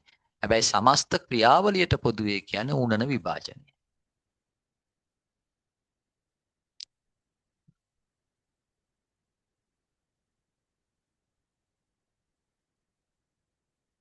වර්ණ දේහ සංඛ්‍යාව අඩක් බවට පත් වෙමින් සිදුවන විභාජනය ඌනන විභාජනය ලෙස හඳුන්වයි. වර්ණ දේහ සංඛ්‍යාව නොවෙනස්ව පවත්වා ගනිමින් සිදුවන විභාජනය අනූනන විභාජනය ලෙස හඳුන්වයි. අටපාඩමේ තියාගන්න ඕන. හොඳේ. දැන් යනවා 200. පුතේ බලන්න ඔය තියෙන ජීවීන්ගේ ලාක්ෂණික අධ්‍යයනය කිරීමට කළ ක්‍රියාකාරකමකට අදාළ රූප සටහනක් මෙහි දැක්වේ. දැන් පුතාලට මතකයේ ජීවීන්ට තියෙන ලාක්ෂණික ටික. අජීවී ද්‍රව්‍ය වලට නැති ජීවීන්ට තියෙන ලක්ෂණ. ජීවීන්ට තියෙන සෛලීය සංවිධානය, ශ්වසනය, පෝෂණය නේද? ශ්වසනය, පෝෂණයට චලනය, ඊළඟට උද්දීප්‍යතාව හා සමායෝජනය, ඊළඟට ප්‍රජනනය නේද? ප්‍රජනනය ඊළඟට පිළිවෙලට අපි ආවොත් සෛලීය සංවිධානය, පෝෂණය, ශ්වසනය, බහිශ්‍රාවය, ඊළඟට වර්ධනය හා විකසනය, ඊළඟට උද්දීප්‍යතාව හා සමායෝජනය, ඊළඟට ප්‍රජනනය. මෙන්න මේව තමයි ජීවීන්ට තියෙන ලක්ෂණ. ඒවා ජීවීන්ගේ ලාක්ෂණික. දැන් මේ මෙතෙන්දි පරීක්ෂා කරන්න හදන යම් ජීවී ලාක්ෂණිකයක් මොකද්ද? ශ්වසනය තමයි මෙතෙන්දි පරීක්ෂා කරන්නේ. හැබැයි මෙතන පරීක්ෂා කරන්නේ ශ්වසනයේදී ඔක්සිජන් අවශෝෂණය වන බව පරීක්ෂා කිරීමේ පරීක්ෂණය තමයි මේ තියෙන්නේ. ශ්වසනයේදී ඔක්සිජන් අවශෝෂණය වන බව පරීක්ෂා කිරීම තමයි මෙතන තියෙන්නේ. දැන් පුතාලට පේනද මේක එක ඇටෝම ඇඳලා තියෙන්නේ අර පාලකය ඇඳලා නැහැ. මේ ඇටෝම වගේමයි පාලක පරීක්ෂණ ඇටෝමත්. ඒකෙදි එකම වෙනස වෙන්නේ අර ඒ ද්‍රාවණය. ඒ කියන්නේ මොකද්ද පුතේ උතන? Potassium hydroxide. අනේ පොටෑසියම් හයිඩ්‍රොක්සයිඩ් අඩංගු වෙන්නේ නැති එකක් තියෙන එක තමයි පාලක පරීක්ෂණය. දැන් පුතේ දැන් මේක මෙහෙමනේ තියෙන්නේ ඔය ඇටෝම. මේ තියෙන කේතු ප්ලාස්කුව. හරි පුතේ. ඔය තියෙන කේතු ප්ලාස්කුව. ඉතින් පුතේ මේ ඇතුළට දානවා අපි ප්‍රෝහණය වන මුම් බීජ පුතේ. හොඳේ.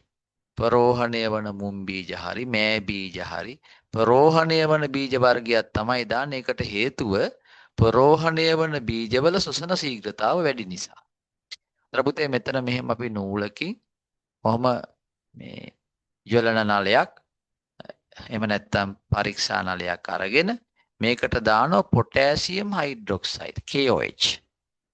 මේ ද්‍රාවණයට දාලා තියෙන KOH පොටෑසියම් හයිඩ්‍රොක්සයිඩ් තමයි ඔය දාලා තියෙන්නේ. හරි. දාලා ඊට පස්සේ පුතේ තාට පේනවා ඇති මේකේ මෙතන ආරම්භයේදී ඇතුළත පීඩනයයි පිටත පීඩනයයි සමාන කරන රබර් නලයක් දාලා තියෙනවා. හරි ඊට පස්සේ මේක කොහොම වහනවා. මේක දාලා තියෙන ආරම්භයේදී ඇතුළත සහ පිටත පීඩනය සමාන කරගන්න. ඊට පස්සේ මේ තියෙන යූ නලය.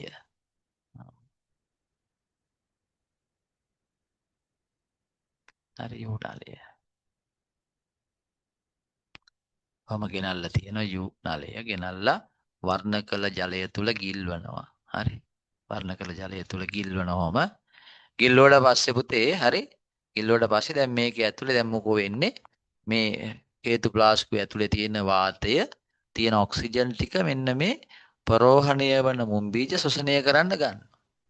එතකොට පුතේ මෙයා ශ්වසනයේදී කාබන් ඩයොක්සයිඩ් පිට කරනවා.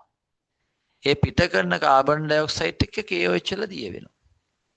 තේරෙනවද? එතකොට මේ බඳුන ඇතුලේ තියෙන වායු පරිමාව අඩු වෙනවා.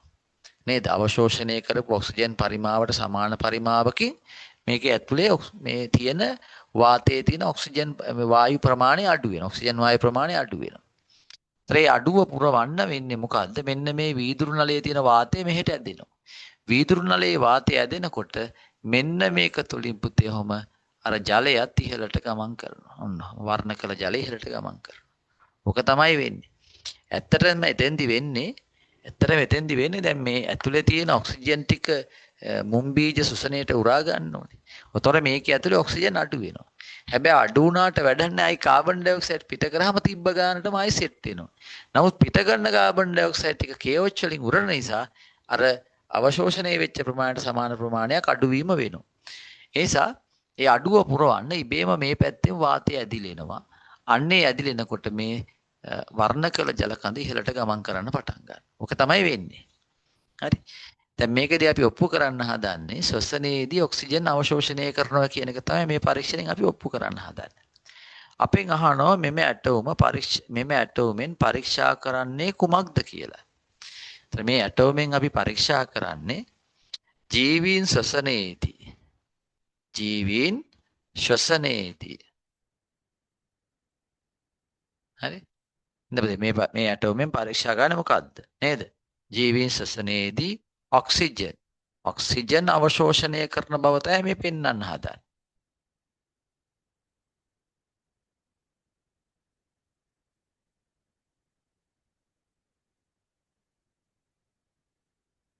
කරන බව තමයි පෙන්වන්න හදන්නේ. හරි මේ පරීක්ෂණය ඔක තමයි අපි පරීක්ෂා කරන්න හදන්නේ. ඒ සඳහා සුදුසු ද්‍රාවණය නම් කර එම ද්‍රාවණය මගින් සිදුවන ක්‍රියාවලිය ලියන්න. දැන් මේ කියන්නේ මෙන්න මෙතනටනේ පුතේ. මේක තමයි ඒ කියලා නම් කරලා තියෙන්නේ. එහෙනම් පුතාලා දන්නවා ඒ කියන්නේ කවුද? Potassium hydroxide. Potassium hydroxide. ඒ කියන්නේ පොටෑසියම් හයිඩ්‍රොක්සයිඩ්.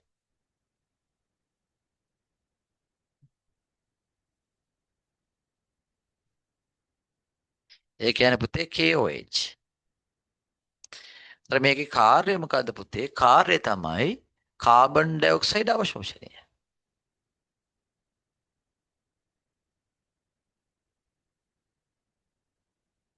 KOH වල කාර්යය තමයි කාබන් ඩයොක්සයිඩ් අවශෝෂණය.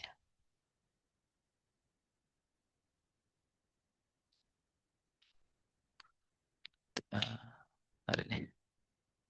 විදුලිය විසන්ධි වෙලා ආවා.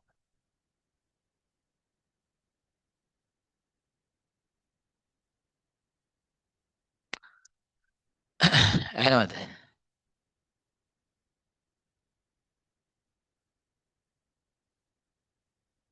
කියන එක ඇහෙනවද?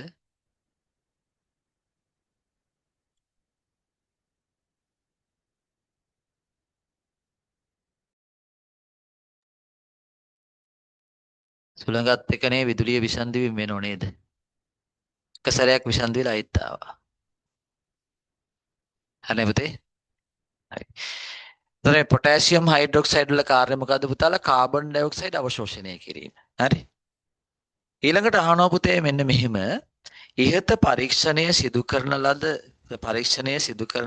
පරීක්ෂණයේදී සිදු කරන ලද උපකල්පන දෙකක් ලියන්න. මෙතෙන්දී පුතා අපි උපකල්පන දෙකක් කරනවා. එකක් තමයි මෙන්න මේ කේතු ප්ලාස්කුව තුල ආරම්භයේදී කාබන් ඩයොක්සයිඩ් ප්‍රමාණය නොගැනිය හැකි තරම් කුඩයි කියලා අපි සැලකනවා. මොකද පුතේ ආරම්භයේදී පුතේ ප්ලාස්කෝ තුල අඩංගු කාබන් ඩයොක්සයිඩ් දැන් ඇත්තටම දැන් මේ පිට කරන කාබන් ඩයොක්සයිඩ් විතරක් නෙමෙයිනේ. මේකේ ඇතුලේ කොහොමත් කාබන් ඩයොක්සයිඩ් ටිකක් හරි තියෙන්නේ වෙයි. ඒ ටිකත් උරා ගන්න ඕනේ. එතකොට දැන් අපි හිතන් හිටියට අවශෝෂණය වන ඔක්සිජන් ප්‍රමාණයට සමාන ප්‍රමාණයක් පිට කළා. ඒ ටිකේ මේකේ උරා ගන්න කියලා නෑ. ඇත්තට මේ කතාව වැරදීනේ. ඇයි වැරදි? ඇයි පුතේ ඕල්රෙඩි දැනටත් මේක ටිකක් කොහොමත් තියෙනවනේ. ඒ ටිකත් මෙයා උරනවනේ. ඇත්තටම බලන් යනකොට මේක ඇතුලේ වාත පරිමාව අඩු වෙන්නේ මේ අවශෝෂණය කර ඔක්සිජන් පරිමාවට වඩා වැඩි ප්‍රමාණයකින් අඩු වෙනවා. ඇයි? අවශෝෂණය කරේ 100 නම් 100ක් පිට කරනවා තමයි. ඒ පිට කරපු 100 විතරක් නෙවෙයි මෙතන උරාගන්නේ. මේකේ ඇතුලේ තිබිච්ච තව කොහොමත් කලින් තිබිච්ච කාබන් ඩයොක්සයිඩ් ටිකුත් මේකට උරා ගන්න ඕනේ. උතර ඇත්තටම 100ට වඩා අඩු වෙනවා. නමුත් අපි උපකල්පනයක් කරනවා මෙන්න මේ අවශෝෂණය කරන ඔක්සිජන් ප්‍රමාණයයි පිට කරන ඔක්සිජන් ප්‍රමාණය සමානයි කියලා. තේරුණාද? එකක් තමයි සමානයි කියලා උපකල්පනය කරනවා. අනිත් එක තමයි මේකේ ඇතුලේ ආරම්භයේදී තිබිච්ච කාබන් ඩයොක්සයිඩ් ටික නොගැනිය හැකි තරම් කුඩයි කියලා අපි සලකලා මේ දෙක සමානයි කියලා සලකලා තමයි අන්තිමට අපි නිගමනයකට එන්නේ මේ ඔක්සිජන් අවශෝෂණය වෙනවා කියන එක. ඒතර මෙතන පුතේ එහෙමනම් උපකල්පන දෙකක් තියෙනවා. මොකද්ද? පළවෙනි එක තමයි අවශෝෂණය වන කාබන් ඩයොක්සයිඩ් ප්‍රමාණයයි අවශෝෂණය වන ඔක්සිජන් ප්‍රමාණයයි පිටවන කාබන් ඩයොක්සයිඩ් ප්‍රමාණය සමානයි කියලා. ඇත්තට මෙහෙම සමාන නොවෙන්න පුළුවන්. ඒ කියන්නේ උරා ගන්න ප්‍රමාණයට සමාන ගානක්ම පිට නොකරනවා වෙන්න පුළුවන්. නමුත් අපි උපකල්පනය කරනවා එහෙම වෙනවා කියලා. හරි? සාමාන්‍යයෙන් පරීක්ෂණයක් කරලා බැලුවම එහෙම තමයි බොහෝ විට වෙන්නේ. නමුත් එහෙම නොවෙන්න අවස්ථා තියෙන්න පුළුවන්. හරි? දැන් මුම් බීජ නිසා මේක සෙට් වෙනවා. සමහර බීජ වලට ඔක හරියන්නේ නැහැ. හරි මොකද මේ කාබෝහයිඩ්‍රේට් තියෙන නිසා මේක හරියන සමහර බීජවල මේද ගතිය වැඩි. අර එහෙම වුණාම අවශෝෂණය කරන ඔක්සිජන් ප්‍රමාණයයි පිට කරන කාබන් ඩයොක්සයිඩ් ප්‍රමාණය සමාන වෙන්නේ නැති බීජත් තියෙනවා. මුම් බීජ, මෑ බීජ, දඹල ඒවයි නම් එහෙම තමයි. ඒත් පොඩි වෙනස්කම් තියෙන්න පුළුවන්. නමුත් අපි උපකල්පනය කරනවා අවශෝෂණය කරන ඔක්සිජන් ප්‍රමාණයයි පිට කරන කාබන් ඩයොක්සයිඩ් ප්‍රමාණය සමානයි. ඔක තමයි එක උපකල්පනය.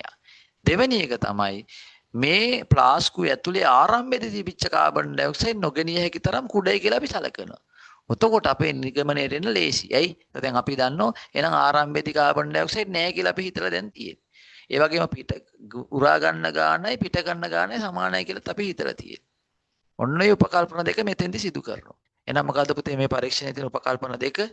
තුන්වෙනි කොටසට යන් පළවෙනි එක තමයි හරි අවශෝෂණය කරන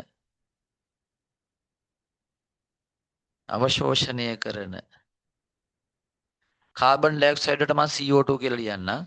CO2 ප්‍රමාණය අවශෝෂණය කරන ඔක්සිජන් ප්‍රමාණය O2 කියලා මම ලියන්නම්. අකුරෙන්ම ලියන්නම්. ඒක දෙකම ලියන්නම්කෝ.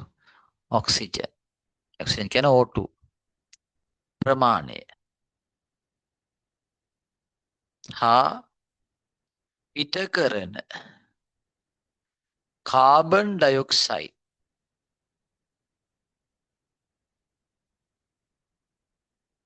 ඒ කියන්නේ CO2 ප්‍රමාණය සමාන බව.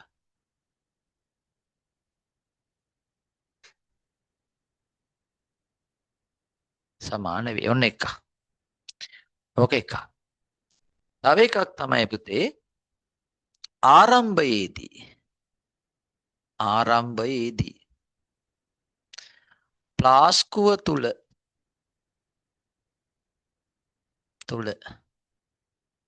තිබෙන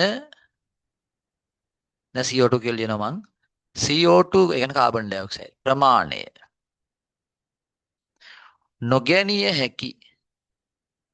නොගැනිය හැකි තරම් කුඩා බව. නොගැනිය හැකි තරම් කුඩා බව. ඔන්න ඒ දෙක තමයි උපකල්පන දෙක.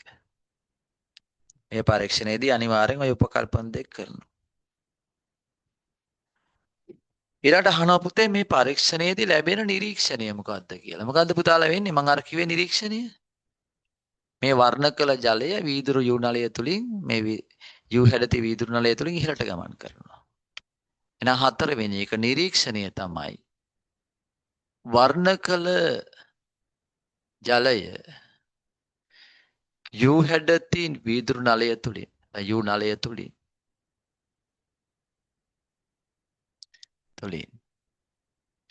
ඉහළට ගමන් කිරීම. ටික වෙලාවක් යනකොට ක්‍රමිකවක මුලින් යන්නේ ටික ටික උඩට යනවා. හරි. තේරුණානේ? වර්ණ කළ ජලය අර වීදුරු නලය දිගේ ඉහළට ගමන් කරනවා. ඒක තමයි නිරීක්ෂණය.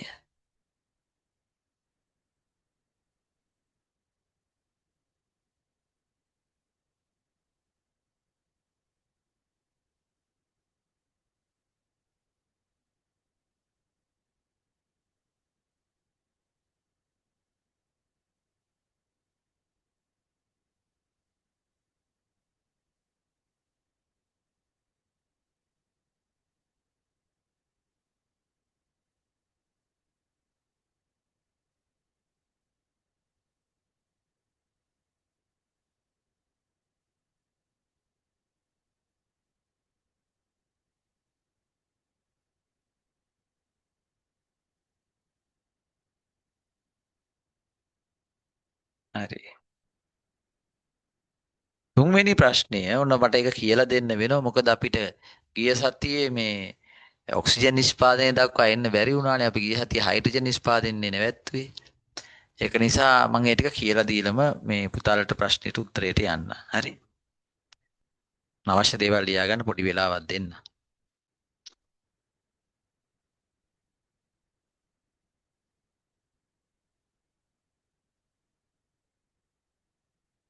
අපි ඔක්සිජන් ගාවට ආවේ නැහැ.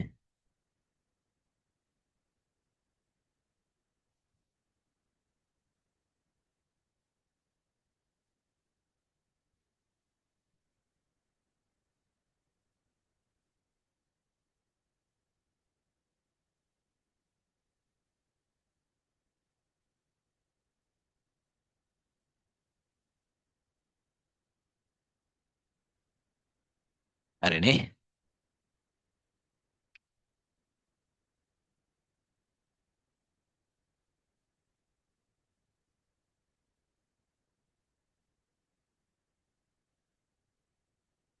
එහෙනම් මම මේ ටික මකනවා පුතාලා.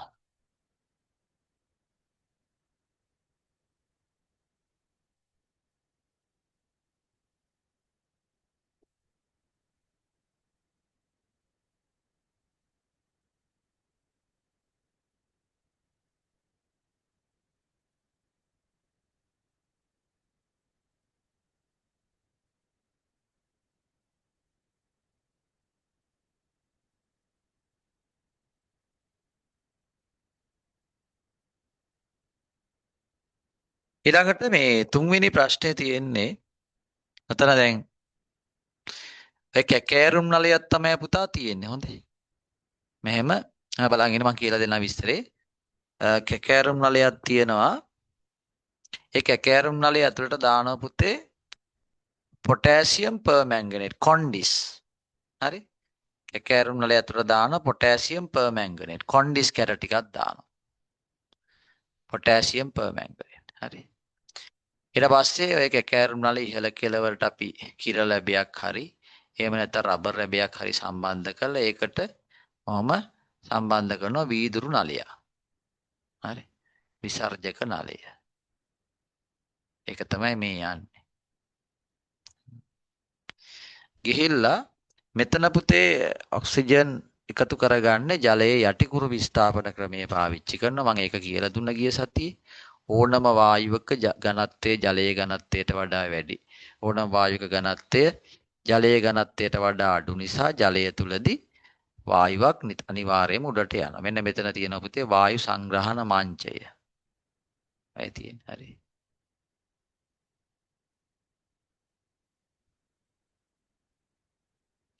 මෙන්න මේ වායු සංග්‍රහණ මංචය මත තියෙනවා වායු සරාව. ජලය පුරවපු යටිකුරු කරන ලද වායු සරාව. තේරුණායි? මේකේ ආරම්භයේදී ජලය පුරවලා තියෙන සම්පූර්ණයෙන්ම. හරි. ජලය පුරවලා තියෙන්නේ. ඒ සම්පූර්ණයෙන්ම ජලය පුරවලා තියෙන්නේ. වායු සරාවේ. හරි. ඊට පස්සේ මේ තියෙන ජල ද්‍රෝණිකාව ඔකම ජලයම වැහෙන්න දාලා තියෙන්නේ. ඔය ජල ද්‍රෝණිකාව. හරිනේ කතාව. අන්නමයි තියෙන්නේ. උතර පුතේ අපි මේ කෙලවරින් රත් කරනවා. බන්සන් 1000කින් හරි ස්පීතු ලාම්පුවෙන් හරි අපි මේ කෙල සාමාන්‍යයෙන් ගන්නේ බන්සන් 1000ක. ඔක නම් ස්පීතු ලාම්පුව ඇඳලා තියෙන්නේ. හරි. මම අරගෙන ඕකෙන් අපි රත් කරනවා. හරිද? මේක ඇටවම රඳවන්න ඕන. මම රඳවපුට කියන්නේ නෑ. මොකද්ද තර මේ තියෙන්නේ මොකද්ද? දැන් තියෙන්නේ කැකෑරුම් නලය. හරි. මේ තියෙන්නේ කැකෑරුම් නලය. කැකෑරුම් නලය. මොකද කෙලින්ම ගින්නට අල්ලන්න පුළුවන් පුතේ කැකෑරුම් නලයනේ. මේ තියෙන පුතේ කොන්ඩිස්. potassium permanganate. potassium permanganate. permanganate. potassium permanganate. KMnO4 පුතේ රසායනික සූත්‍රය. potassium permanganate. හරි.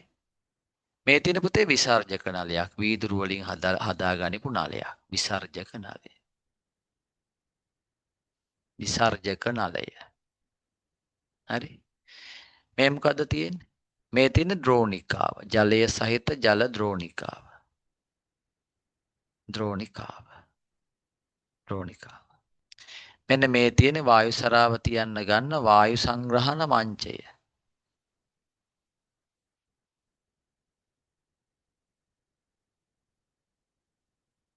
වායු සංග්‍රහණ මංචය. තේරෙනවද? මේ තියෙන්නේ වායු සරාව. ජලය පුරවල යටි කුරු කරලා වායු සරාව. හරිනේ? දැන් පුතේ මේක රත් කරනකොට මේ පොටෑසියම් පර්මැංගනේට් රත් කරනකොට හැදෙනව පුතේ ඔක්සිජන් වායු. හරි. පේනවද? පේන්නේ නෑ අයියේ. ඔක්සිජන් වායුවට පාටක් නෑ. එහෙනම් හැදෙනවා ඇති. හැදෙන මේ රත් කරනකොට හැදෙනවා. ඇදිලේ ඔක්සිජන් වායුව මේ විසර්ජක නලය දිගේ ඔහම ගමන් කරලා මේ ජලය තුලින් උතන ගිහිල්ලා මෙන්න මේක ඇතුළට යනවා. ගියාට පස්සේ දැන් මේකේ තියෙන ජලය. දැන් මේක ඇතුළේ මේ සම්පූර්ණයෙන් මේ ටිකේ ජලය මේක ඇතුළේ ජල තනිකර ජලයට තමයි දැන් මේ ඔක්සිජන් යන්නේ. හරි. ඊට පස්සේ ඔක්සිජන් මොකද්ද වෙන්නේ? ඔක්සිජන් වල ඝනත්වය අඩු නිසා මෙන්න මේ දැන් මේක ඇතුළට නේ අපි යවුවේ. මේක ඇතුළේ ඔහම මෙන්න මේ වායු සරාව දිගේ බුබුලු දාගෙන උඩට යනවා. ඇයි ජලයට වඩා ඔක්සිජන් වල ඝනත්වය අඩු නිසා අනිවාර්යෙන් ජලය තුළ ඕනම වායුවක් උඩට යනවා. ඔක්සිජන් ඝනත්වය අඩුයි. ඕනම වායුවක් කිව්වම ඉතින් ඔක්සිජන් අයි තියෙන්නේ. අනිවාර්යෙන් උඩට යනවා. උතර පුතේ වායු බුබුලු දදාහම උඩට යනවා. යනකොට මෙන්න මේ කෙලවරේ පුතේ හරිද? ඔක්සිජන් එකතු වෙනවා.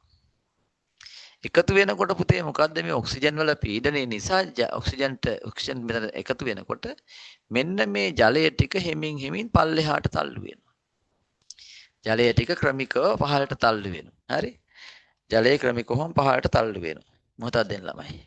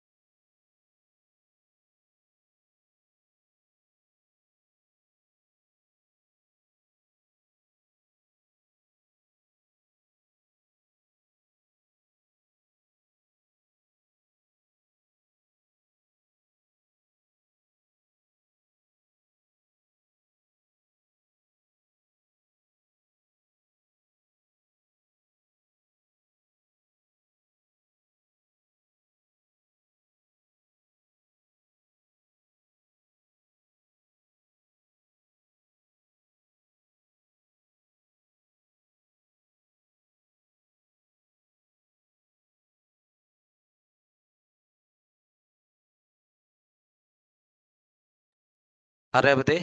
හරිනේ? හරි. එතකොට පුතේ දැන් ඔන්න මෙතන රත් කරනවා. මේ හැදෙන ඔක්සිජන් පුතේ ඔහම යනවා. හරි. ගිහිල්ලා මේ වායු සංග්‍රහණ මංජය ඇතුළට ගිහිල්ලා මෙතනින් බුබුලු දදා උඩට යනවා. බුබුලු දදා උඩට යනවා. යනකොට ගිහිල්ලා හරි පුතේ මෙතන ඔහම උඩට ගියා. ඇයි? ඝනත්වය අඩු නිසා. ගිහිල්ලා මේ කෙලවර එකතු වෙනවා. උතර මෙතන ඔක්සිජන් එකතු වෙනකොට ජලය පහළට තල්ලු වෙනවා. මේ ජලය පහළට තල්ලු වෙන නිසා මෙම ක්‍රමයට කියනවා වායු එකතු කර ගැනීමේ ජලයේ යටිකුරු විස්ථාපන ක්‍රමය. මේකට කියන්නේ ජලයේ යටිකුරු විස්ථාපන ක්‍රමය කියලා තමයි මේකට කියන්නේ. ඔන්න මෙතන එකතු වෙනවා දැන් කවුද පුතා ඔක්සිජන් වායුව. පැහැදිලිලාට කියන එක. ඔතන මෙතන වෙන ප්‍රතික්‍රියාව මෙන්න මේකයි පුතේ හොඳේ. මෙතන වෙන ප්‍රතික්‍රියාව තමයි අපිට ඉස්සරහට එක ලියන් තියෙන නිසා මම කියන්න නැතුව ඉන්නම් උත්තරේට මම කෙලිම ලියන්න. ඔතන මේකේ අහන ඕන්න දැන් ප්‍රශ්න ටිකට යන්න. පළවෙනි කොටස මතක් දෙන්න.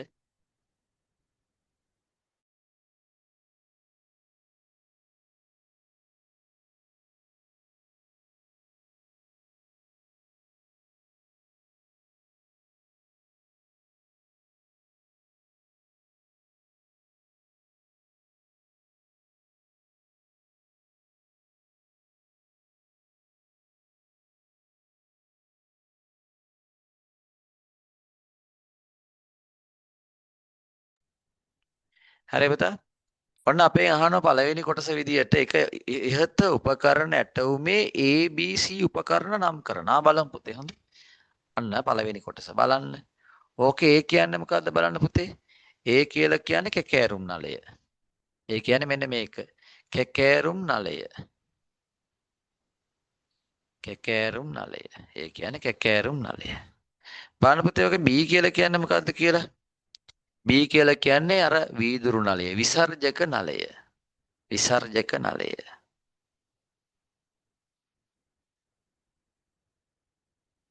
විසර්ජක නලය.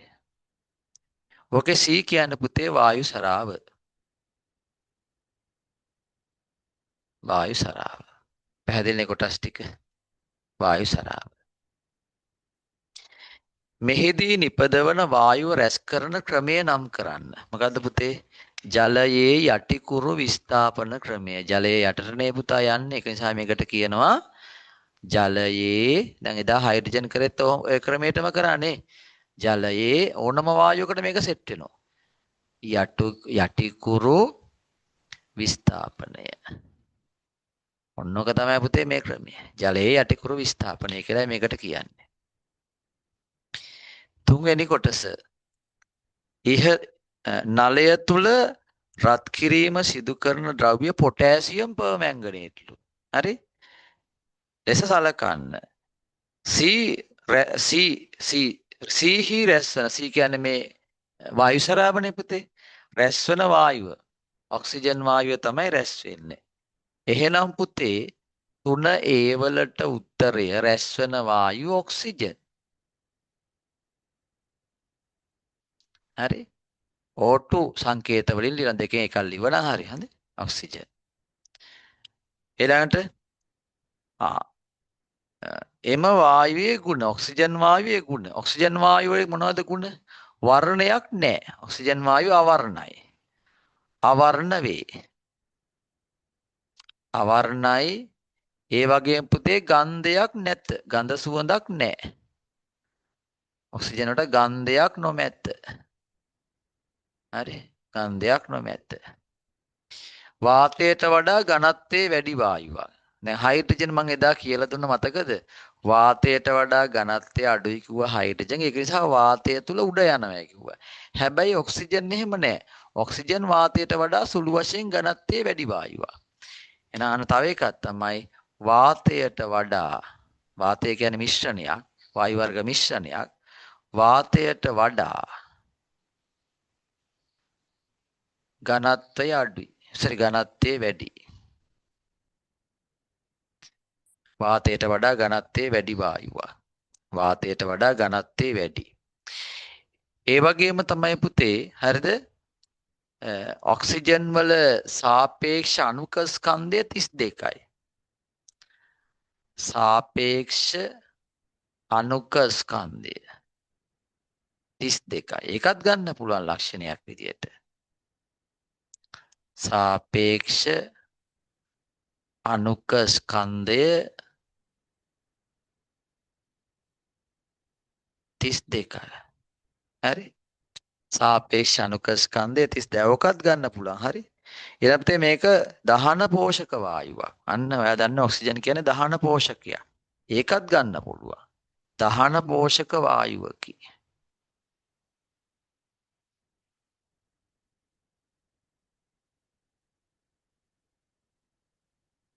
දහන පෝෂක වායුවකි. මෙයා ජලය හොඳින් දිය වෙන්නේ නැහැ පුතේ. ජලයේ සුළු වශයෙන් තමයි දිය වෙන්නේ. අන්න ඒකත් ගන්න පුළුවන්. හරි? ඒකත් ලියා ගන්න පුළුවන්. ජලයේ සුළු වශයෙන් දිය වේ.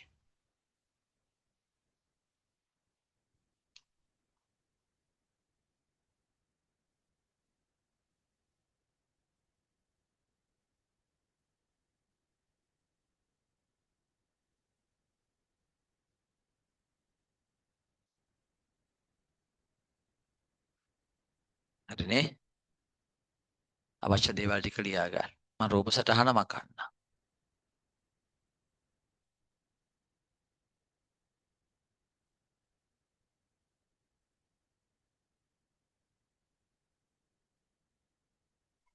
ඊළඟට අහනවා පුතේ 4 වෙනි කොටස පොටෑසියම් පර්මැංගනේට් වියෝජනය සඳහා ත්වරිත රසායනික සමීකරණය ලියන්න. හරි? Potassium permanganate. කීයද පුතා? 4 නේ. ඔව් 4. හරි 4. Potassium permanganate KMnO4. Potassium permanganate. රත් කරාම වියෝජන ප්‍රතික්‍රියාවක් රසායනික වියෝජන ප්‍රතික්‍රියාවක් තමයි වෙන්නේ. K2MnO4 හැදෙනවා. බලන්න වෙනස. Potassium permanganate KMnO4. මේ හැදෙන්නේ පොටෑසියම් මැංගනේට්. Potassium මැංගනේට් K2MnO4. ධන මැංගනීස් ඩයොක්සයිඩ් MnO2. ධන ඔක්සිජන් අන්න ඔක්සිජන්. තුලිත කරන්න මෙන්න මෙතෙන්ට දෙකක් දාන්න ඕන. ඒක තුලිතයි. හරි. ඒක තුලිතයි. පස්වෙනි කොටස හයිඩ්‍රජන් පෙරොක්සයිඩ් වියෝජනය මගින් ඔක්සිජන් වායුව නිපදවා ගත හැකෝ. ඔක්සිජන් හදන්න ක්‍රම ගොඩක් තියෙනවා. මේ එකක්. ඒ වගේම H2O2 හයිඩ්‍රජන් පෙරොක්සයිඩ් වියෝජනය කරාමත් ඔක්සිජන් හැදෙනවා. ඒක හරි. ඉහත ප්‍රතික්‍රියාවේ ශීඝ්‍රතාවය වැඩි කිරීම සඳහා යොදාගත හැකි උත්ප්‍රේරකයක්. අන්න 17 වෙනි පාඩම. ඒ කියන්නේ මේ සතියේ එන සතියේ අඟහරුවාදා එඩිංග කරනවා අපි. හරි? ප්‍රතික්‍රියාවක ශීඝ්‍රතාවයේ වැඩි කරන ද්‍රව්‍ය වලට කියන උත්ප්‍රේරක කියලා. ප්‍රතික්‍රියාවට සහභාගී වෙලා ප්‍රතික්‍රියාවක් සිදුවන වේගය වැඩි කරනවා. ප්‍රතික්‍රියාවක වේගය වැඩි කරන රසායනික ද්‍රව්‍ය තමයි උත්ප්‍රේරක කියලා කියන්නේ. දැන් අපේ ඇඟේ තියෙන උත්ප්‍රේරක තමයි එන්සයිම, ජෛව උත්ප්‍රේරක.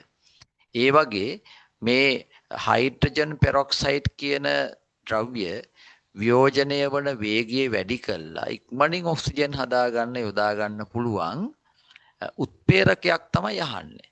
ඒ උත්ප්‍රේරකය පුතේ මතක තියා අපිට තාම අහුුනේ නෑ. ඒකට කියන්නේ මැංගනීස් ඩයොක්සයිඩ්. ඔක තමයි උත්ප්‍රේරකයේ විදිහට අපි යොදාගන්නේ. ඒක නිසා පුතේ 5 ඒ උත්ප්‍රේරකයේ විදිහට ගන්නෙ මැංගනීස් ඩයොක්සයිඩ් තමයි පුතේ ඔය කාරණේට ගන්න උත්ප්‍රේරක MnO2 මැංගනීස් ඩයොක්සයිඩ්. මැංගනීස් ඩයොක්සයිඩ් මේකේ නම. උත්ප්‍රේරකය ප්‍රතික්‍රියාවක ශීඝ්‍රතාවය වැඩි කරන්න පුළුවන්.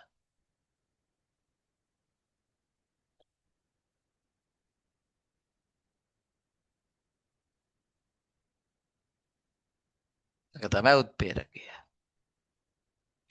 උත්ප්‍රේරකයක ඇති සුවිශේෂී ලක්ෂණ. දැන් ප්‍රතික්‍රියාවල ශීඝ්‍රතාවය වැඩි කරන උත්ප්‍රේරකවල තියෙන ලක්ෂණ. උත්ප්‍රේරකවල ලක්ෂණ කීපයක් තියෙනවා පුතේ. හරි. එකක් තමයි උත්ප්‍රේරක යම් ප්‍රතික්‍රියාවක් සඳහා විශිෂ්ටයි. ඒ කියන්නේ ඕනම උත්ප්‍රේරකයක් ඕනම ප්‍රතික්‍රියාවක් උත්ප්‍රේරණය කරන්නේ නැහැ.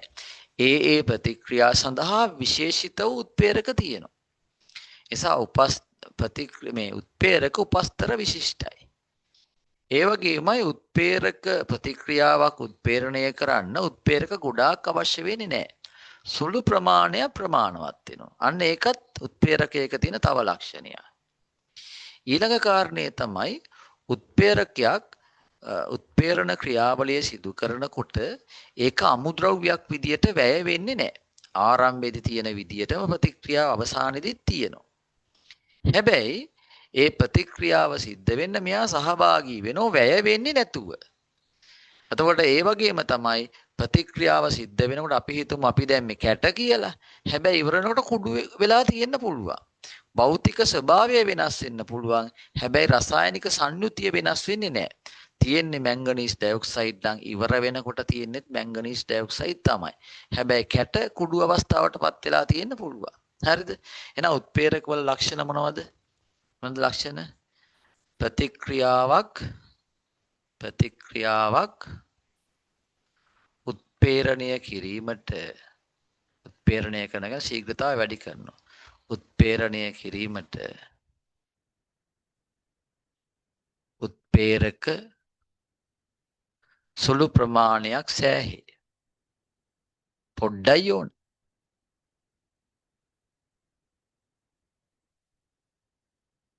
හරි. සුළු ප්‍රමාණයක් සෑහේ. ඊළඟට ප්‍රතික්‍රියාවට සහභාගී වන නමුත්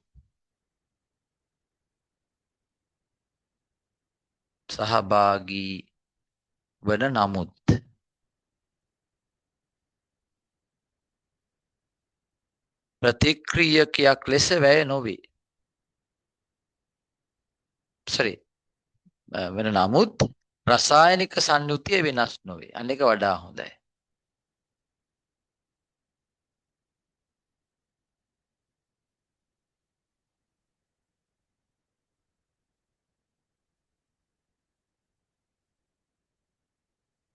රසායනික සංයුතිය වෙනස් නොවේ.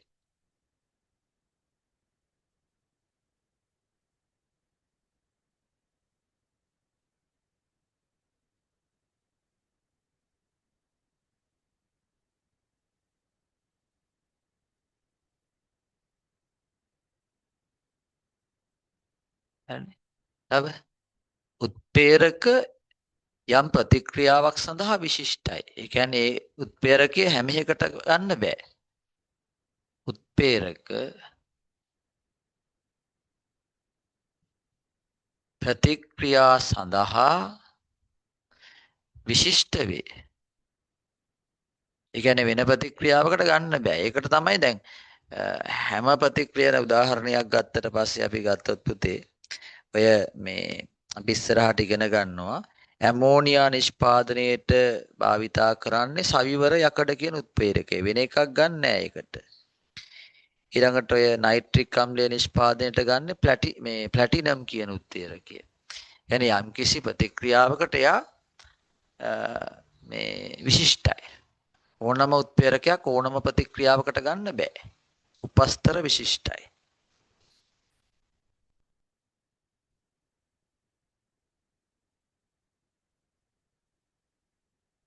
ආවේ තියෙන්නේ C. හරිද?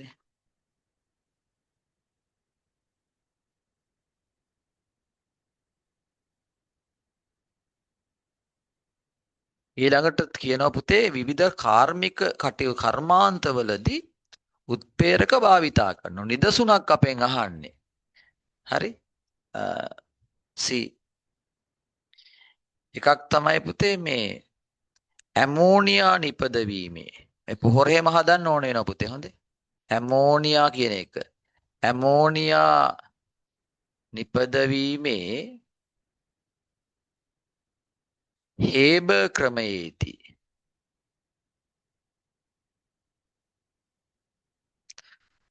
උත්ප්‍රේරකය ලෙස සවිවර යකඩ කියන එක භාවිතා කරනවා. සිදුරු සහිත යකඩ.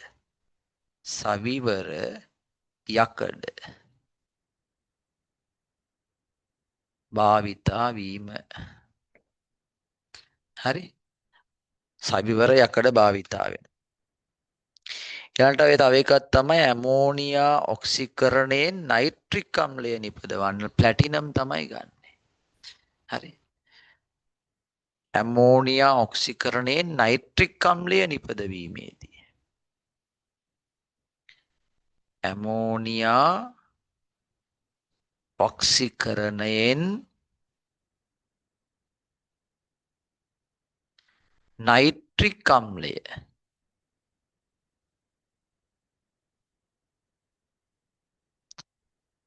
නිපදවීමේදී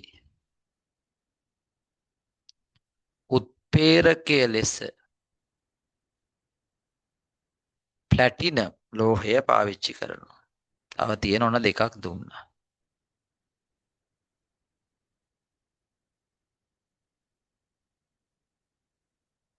එරෙමතේ.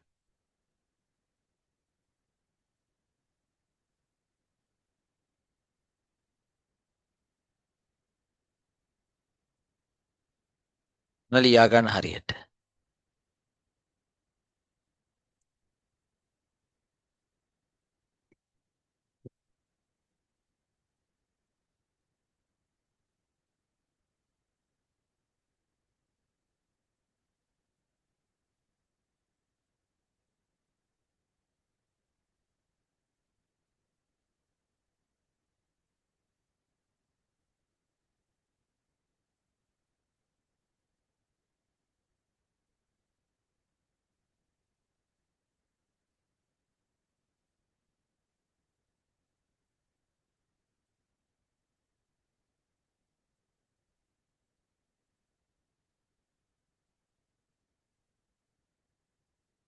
ඇමෝනියා ඔක්සිකරණයෙන් නයිට්‍රික් අම්ල නිපදවීමේදී උත්ප්‍රේරකය ලෙස ප්ලැටිනම් යොදා ගනී.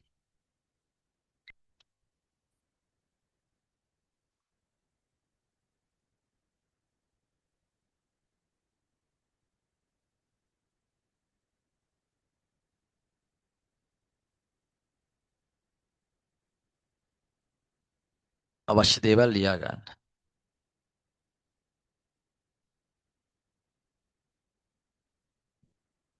පොඩි වෙලාවක් දෙන්න.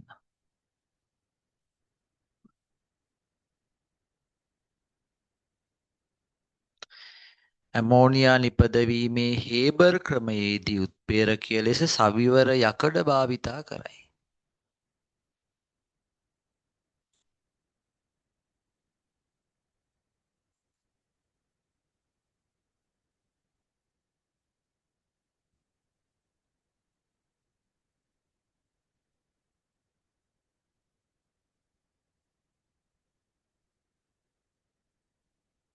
හරිනේ හරි. කැමරා එක ඔන් කරලා වැඩ කරන්න. එතකොට පේනවා වැඩ කරනවා. හරි මං කියනෝනේ හැමතිස්සෙම මේක තියෙන්න ඕන. දැන් මම එක්කෙනෙක් අයින් කරා. මොකද විකාර නමක් දාගෙන ආව කෙලිම අයින් කරලා දැම්මා. මේ නැතුව බෑ. පාලනයක් නෑ එතකොට. නිසා ලියාපදිංචි අංකයක් දීලා තියෙන එකට තමයි. මොකද දෙක හිටිය මොක අමුතුම නමක් දාගෙන. එහා දිය මං අයින් කරලා දැම්මා. එහෙම බෑනේ පුතා. වැඩක තියෙනවා ක්‍රමයක්. හරි. එතකොට හඳුනා ගැනීමේ ක්‍රමවේදයක් තියෙනවා. හරි. ඔන්න පුතේ අපි යනවා ඊළඟට හතරවෙනි ප්‍රශ්නෙට අවසාන ප්‍රශ්නය. මේක තියෙන පුතාට පේනවා ප්‍රවේග කාල ප්‍රස්ථාරය. හරි. ප්‍රවේග කාල ප්‍රස්ථාරයක් තියෙන්නේ. y අක්ෂයෙන් ප්‍රවේගය. x අක්ෂයෙන් කාලය.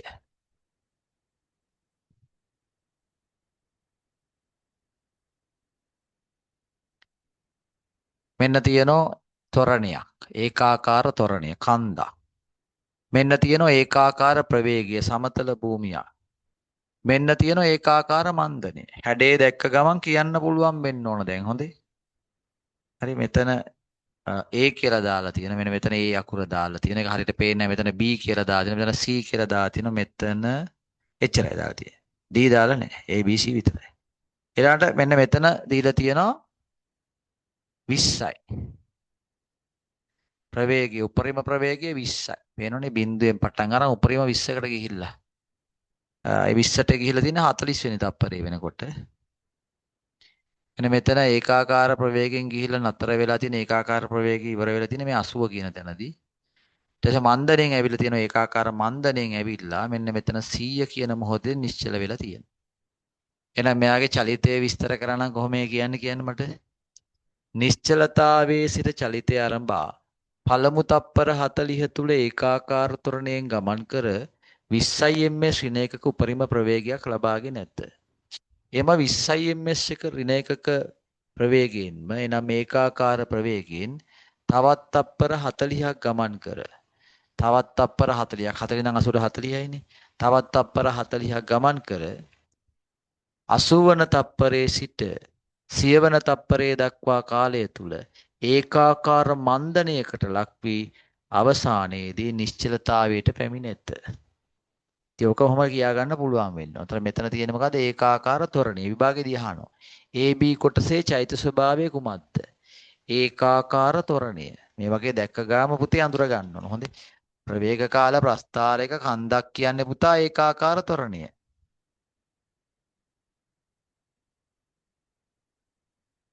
ඒකාකාර ත්වරණය.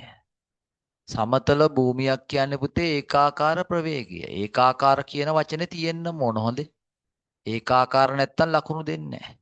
ඒකාකාර ත්වරණ ඒකාකාර ප්‍රවේග. පල්ලමක් කියන්නේ පුතේ ඒකාකාර මන්දනය. ප්‍රවේග කාල ප්‍රස්ථාරයක. හොඳේ. ඒකාකාර මන්දනය. ඔය ටික අඳුර ගන්න පුළුවන් වෙන්න ඕන. පළවෙනි කොටස ආනවා ඉහත AB කොටසින් නිරූපවන්නේ කුමන ආකාරයේ ඡය. දැන් උත්තරය හොයලා ඉවරයිනේ. AB කොටසින් පෙන්වන්නේ ඒකාකාර ත්වරණය. පිළිතුර ත්වරණය වැරදි. ඒකාකාර කියන වචනේ නැත්තම් ලකුණු දෙන්නේ නැහැ. සල්ල රේඛාවන් නම් කන්දන් නම් ඒකාකාර ත්වරණය තමයි උත්තරේ. ඊළඟ ඉහත වස්තුවේ ඒකාකාර ප්‍රවේගයෙන් ගමන් කළ කාල පරාසය. මේ බලන්නකෝ. 40 වෙනි තප්පරේ ඉඳන් නේ මෙතන ඉඳන් මෙතනට නේ කියන්නේ 40 වෙනි තප්පරේ ඉඳන් 80 වෙනි තප්පරේ දක්වා. උත්තරේ හරිම ලේසි. 40යි S 40 වෙනි තප්පරේ සිට S කියන්නේ තප්පර සිට 80යි S දක්වා. ඒ කාලයේ තමයි ඒකාකාර ප්‍රවේගයෙන් ගිහිල්ලා තියෙන්නේ. ඊළඟට පළමු තප්පර 40 දී වස්තුවේ විස්ථාපනය. ඒක හරි ලේසි. ප්‍රවේග කාල ප්‍රස්ථාරක විස්ථාපනය හොයන්න කිව්වොත් කරන්න ඕන පුතේ ඒ අදාළ කාලයට අදාළ රේඛාව තියෙන්නේ. ඒ රේඛාවට පහළ කොටසේ වර්ගඵලය හොයන්න. කාලක්ෂය දක්වා කොටසේ වර්ගඵලය හොයන්න. දැන් ඔයාලට වෙනවා ත්‍රිකෝණයන් ඍජුකෝණී ත්‍රිකෝණයන් තියෙන්නේ. එහෙනම් පුතේ ඔයාට පුළුවන් හොයන්න විස්ථාපනය කොහමද? විස්ථාපනය සමාන වෙනවා පුතේ එහෙම ලියන්න ඕන හොඳේ. විස්ථාපනය සමාන ත්‍රිකෝණීය වර්ගඵලය කියලා ලිව්වත් කමන්නේ. එහෙම නැත්නම් ප්‍රස්ථාරයේ රේඛාවට පහළ කොටසේ වර්ගඵලය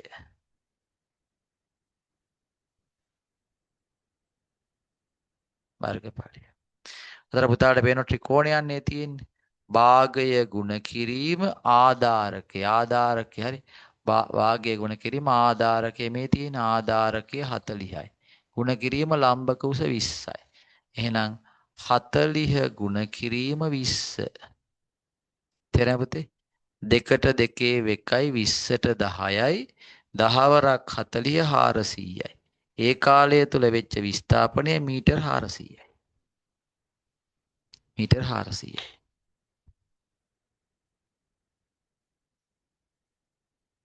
විස්ථාපන.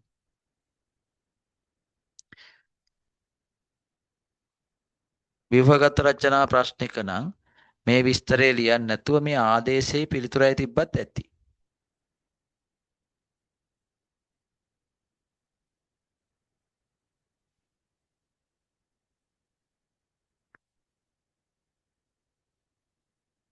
හරිනේ. ඊළඟට අහනවා පුතේ අවසාන තප්පර 20 දී වස්තුවේ ත්වරණය හදමු ඉතින්. කීවෙනි කොටසේ පුතා 4නේ. මම මෙතනින් හදන්න. පුතාලා දන්න ඕනේ මෙහෙම දෙයක්. ත්වරණය කියන එක සමානයිනේ පුතේ. මම සමීකරණයෙන් හදන හොඳේ. අනුක්‍රමණයෙන් හදන්නත් පුළුවන්. ප්‍රවේග වෙනස බෙදීම කාලයට ඒකත් පුරුදු වෙමු. ප්‍රවේග වෙනස බෙදීම කාලයෙන් හදමු බලන්න. ඔය සමීකරණයෙන් හදමු. ප්‍රවේග වෙනස කියන්නේ මොකද්ද? අවසාන ප්‍රවේගය අඩු කිරීම ආරම්භක ප්‍රවේගය. ඔකනේ ප්‍රවේග වෙනස කියන්නේ. අවසාන ප්‍රවේගයෙන් ආරම්භක ප්‍රවේගය අඩු කරන්න. දැන් ඉතින් බලමු. අවසාන තප්පර 20 කියන්නේ පුතාලා 80 ඉඳන් 100ටනේ ඔය කාලේනේ නේ. එතකොට පුතේ පුතාට තේරෙන්න ඕනේ මේ 80 කියන්නේ ඔය චලිතයේ ආරම්භයනේ. අවසාන තප්පර 20 ආරම්භයේ තියෙන්නේ 80නේ. එහෙනම් ආරම්භක ප්‍රවේගය තියෙන්නේ මෙන්න මේ 80 වෙනි තප්පරේ. ඒ ප්‍රවේගය බලන්න මේ පැත්තට එන්න පුතා. ඔයාලට පේනවා 20යි. 80 වෙනි තප්පරේ තමයි ආරම්භක ප්‍රවේගය තියෙන්නේ. ඒක 20යි. අවසාන ප්‍රවේගයේ තියෙන අවසාන තප්පරය කීයද? 100 වෙනි තප්පරේ. එතන බාන මෙතනනේ. ඒ කියන්නේ මේ ප්‍රවේගයේ බිඳුවයි. එහෙනම් ඕකේ අවසාන ප්‍රවේගය. ඒ කියන්නේ 100 වන තප්පරයේදී ප්‍රවේගය බිඳුවයි. ආරම්භක ප්‍රවේගය. ඒ කියන්නේ 80 වන තප්පරයේදී ප්‍රවේගය 20යි. එහෙනම් අවසාන ප්‍රවේගය බිඳුවයි. ආරම්භක ප්‍රවේගය 20යි. ms sorry. ඔව් 20යි ms ඍණ 1. ගත වෙන කාලය පුතේ තප්පර 20යි. බිඳුව අඩු කිරීම 20. ඒ කියන්නේ ඍණ 20. එහෙනම් පුතේ ඍණ 20 බෙදීම හරි ඍණ 20 ms ඍණ 1 බෙදීම 20යි තප්පරණේ පුතේ උතන තියෙන්නේ. පුතාට තේරුණේ 20 1යි කියලා. එහෙනම් ඔයාලට උත්තරේ එනවා ඍණ 1යි ms ඍණ 2. දැන් පුතාට මන්දනය කියලා අහලා නැහනේ.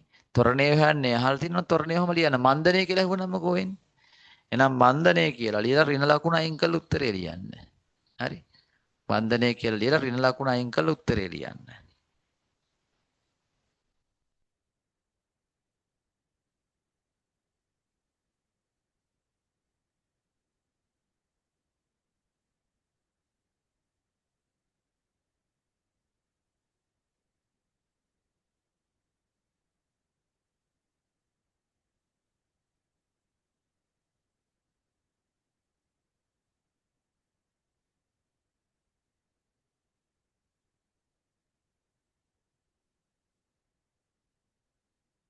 හරි පුතේ.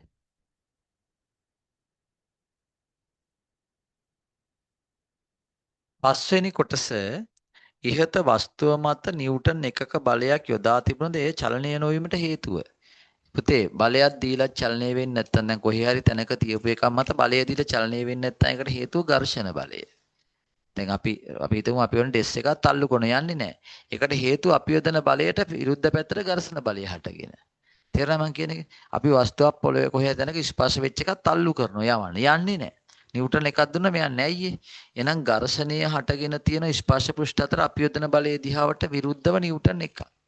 ඉතින් මේක කියනවා පුතේ නිව්ටන් එකක් දුන්නට මේ වස්තුව ගමන් කරේ නැතිලු. ඒකට බලපාන අපෙන් අහන එකට හේතු නොවීමට හේතුව කුමක්ද? ස්පර්ශ පෘෂ්ඨ අතර ඝර්ෂණ බලයක් තිබීම. ඒක තමයි හේතුව. ස්පර්ශ පෘෂ්ඨ අතර ඝර්ෂණ බලයක් හට ගැනීම. ස්පර්ශ පෘෂ්ඨ අතර ඝර්ෂණ බලය ඇතිවීම. ඒ ඝර්ෂණයේ ඉක්මන වෙලාවේ තමයි උපරිම අවස්ථාව සීමාකාරී අවස්ථාවේ උපරිම ඝර්ෂණ බලය. ඒක පන්නට පස්සේ තමයි චලනය වෙන්නේ. හරිද? වස්තුවේ ත්වරණය සඳහා යෙදිය යුතු අවම බලය ගණනය කරන්න. ත්වරණය සඳහා යෙදිය යුතු අවම බලය ගණනය කරන්න. හරි දැන් එතකොට පුතේ ඔතන නම් කතන්දරේ ටිකක් දිග්ගැස්සෙනවා. හොඳේ. දැන් ත්වරණය තියෙන්නේ කොහෙද බලන්න. මෙන්න මේ ටිකේනේ ත්වරණය තියෙන්නේ. එහෙනම් මට ත්වරණය ඉස්සෙල්ලම හොයන්න එපයි. ත්වරණය හොයන්න නැතුව මේ වැඩේ කරන්න බැහැනේ. හරි. ත්වරණය හොයන්න වෙන. ත්වරණය යන්නේ පළවෙනි තප්පර 20. පළවෙනි තප්පර 40 මෙන්න මේ ටිකේ. එහෙනම් මම හදනවා මෙහෙම 6 වෙනි කොටස මම ඉස්සෙල්ලා ත්වරණය හොයනවා.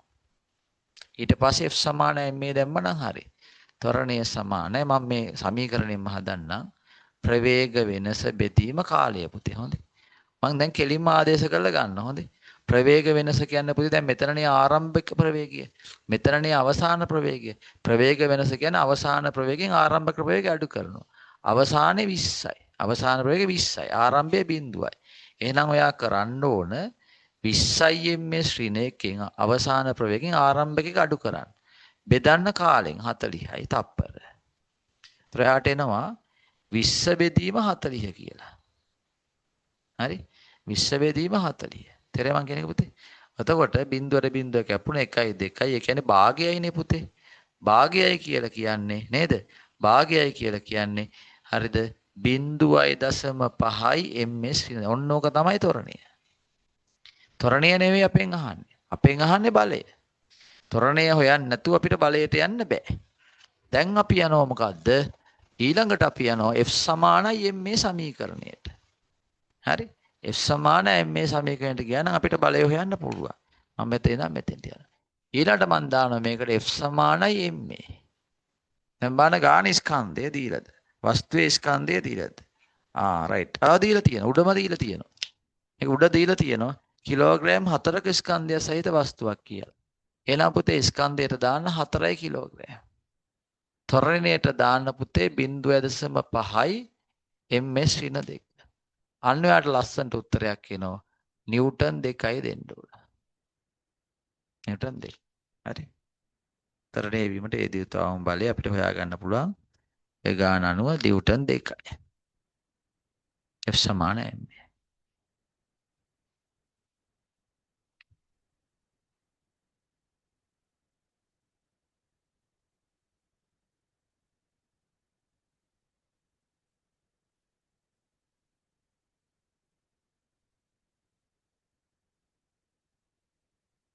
පුතේ මම යනවා එහෙමනම් ඊයස් ඔයාලව ලියා ගන්න අතරේ පුතේ B කොටස විස්තරේට චලිතය පිළිබඳ නිව්ටන් නියමයක් ආදර්ශනය කිරීමට සැකසූ රූප සටහන් රූප ඇටෝම රූපේ දැක්වේ. ඒ කියන්නේ නිව්ටන්ගේ තුන්වන නියමය. බැලුණේ කට බැලුණ කට බැඳි නූල ලිහිල් කොට විවෘත කළ විට බැලුණේ මත ඇතිවන බල දෙක ක්‍රියාත්මක වන ආකාරය පෙන්වා ඇත. එහි x හා y බලය සඳහන් කරන්න. හරි. බලමු පුතේ. B1 B1 අපෙන් අහන්නේ පුතේ x කියන බලය මොකද්ද? y කියන බලය මොකද්ද කියලා. පුතාට පේනෝනේ x බලය කියන එක. හරි x බලය කියලා කියන්නේ මේ බැලුණ පටලය මගින් වාතය එළියට තල්ලු වෙනවා. ඒක තමයි වෙන්නේ. අර x වලින් පෙන්නන්නේ වාතය එළියට යනෝනේ. ඒතර එතන යෙදෙන්නේ හරිද? එතන වෙන්නේ බැලුණ පටලය මගින් වාතය මත යොදන බලය. එතකොට තමයි දැන් අපි මෙහෙම වාතය පුරවලා පුතාට තේරෙනවද? ඔහම මෙතනින් වාතය ඉවත් වෙන්නේ මෙන්න මේ බැලුනේ පටලයෙන් තමයි මේ වාතය තල්ලු කරන්නේ.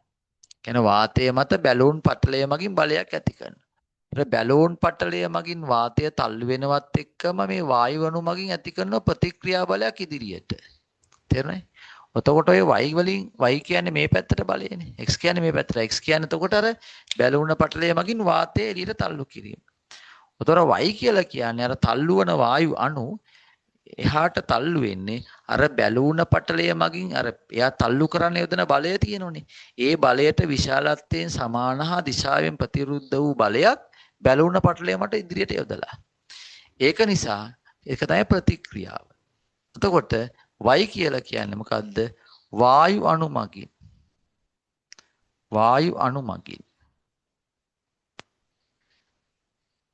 බැලුන පටලය මත යෙදෙන බලය. y. ඒකෙන් තමයි ඉස්සරහට යන්නේ. දෙවෙනි එක අහනවා මේකෙන් ආදර්ශනය කරන නිව්ටන්ගේ ක්‍රියාවයි ප්‍රතික්‍රියාවයි. පළවෙනි එක ක්‍රියාව, දෙවෙනි එක ප්‍රතික්‍රියාව. මේකෙන් ආදර්ශනය කරන නිව්ටන්ගේ තුන්වන නියමය. තුන්වන නියමය. මොකක්ද තුන්වන නියමය? සෑම ක්‍රියාවකටම විශාලත්වයෙන් සමාන වූද දිශාවෙන් ප්‍රතිවිරුද්ධ වූද ප්‍රතික්‍රියාවක් ඇත. සෑම ක්‍රියාවකටම විශාලත්වයෙන් සමාන වූද දිශාවෙන් ප්‍රතිවිරුද්ධ වූද ප්‍රතික්‍රියාවක් ඇත. ඔකනේ පුතේ නිව්ටන්ගේ තුන්වන නියමය. කටපාඩමේ තියෙන්න ඕන. ඔතන ක්‍රියාව තමයි ඔය වාතය පිටතට තල්ලු වීම. ඒක වෙන්නේ බැලුනේ පටලය මගින්. ප්‍රතික්‍රියාව තමයි බැලුනේ ඉදිරියට ගමන් කිරීම. හරි. C ග්‍රෑම් 800ක යකඩ බෝලයක් නූලකින් එල්ලලා තියෙනවලු. මෙම අවස්ථාවේ ක්‍රියාත්මක වන බල රූප සටහන මත අද දක්වනවා. ඒක හරි ලේසිනේ පුතා. C අහමනේ තියෙන්නේ. ඔන්න පුතේ වස්තුව හොඳේ. එතකොට නූලය දැන් අතර විදිහේ මේ යකඩ බෝලයට බරක් තියෙනෝනේ. අන්නේ බර සිරස්ස පහලට ඇඳලා පෙන්නන්න පුතේ ඔහම. ගුරුත්ව කේන්ද්‍රය ඔස්සේ W. ඈ බර. එයා තන්තුවක ඇති වෙන්නේ පුතේ මේ බරට විරුද්ධ වෙති වෙන ප්‍රතික්‍රියා බලයක් ආතතිය T ටෙන්ෂන්. ඔන්න ඔය දෙක තමයි තියෙන්නේ. මේක පුතේ බර. මේක ආතතිය. විශාලත්වයෙන් සමාන දිශාවෙන් ප්‍රතිවිරුද්ධයි ඒක රේඛීයයි.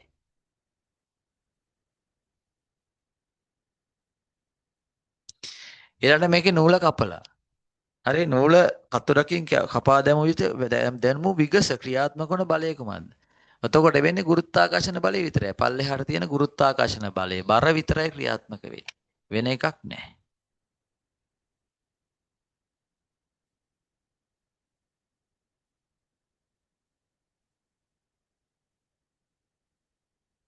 ඒකට අහුවෙලා පල්ලෙහාට එනවා.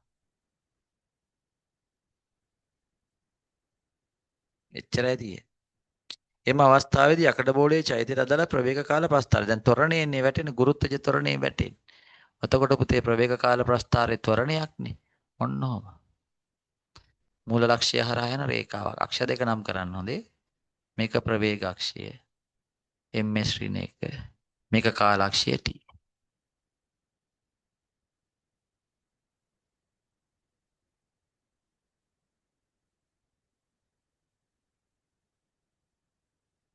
ඔන්න පුතාලා ව්‍යුහගත ප්‍රශ්න 4 ඔය විදිහට තමයි අවසන් වෙන්නේ. හරි නේද? උතර ලබන සතියේට ඔන්න දැන් තියෙනවා රචනා ප්‍රශ්න 5යි 6යි 7ක් 8ක් විතර තියෙනවා. හොඳේ. ඔකෙන් අපි ප්‍රශ්න කොහොමත් එදාට ලබන සතියේ ප්‍රශ්න 4ක්. ඔය 5ක් සාකච්ඡා කරනවා. ඔක්කොම කරලා තියාගන්න. ඔක්කොම කරලා තියාගන්න. හරි. ඔක්කොම කරලා තියාගන්න. හරිනේ. right. ඔන්න පුතේ ඉතා හොඳ ප්‍රශ්න ටිකක් අපි සාකච්ඡා කරේ. නැවත ඔය ප්‍රශ්න ටික හොඳට බලා ගන්න. දැන් අද දිනේ කවද්ද? බ්‍රහස්පතින්දා. හරි. බ්‍රහස්පතින්දා අපි හිතනවා වැස්ස තියෙන එකක් නැහැ කියලා ලොකු දෙයක් මේ තියෙන தත්තේ.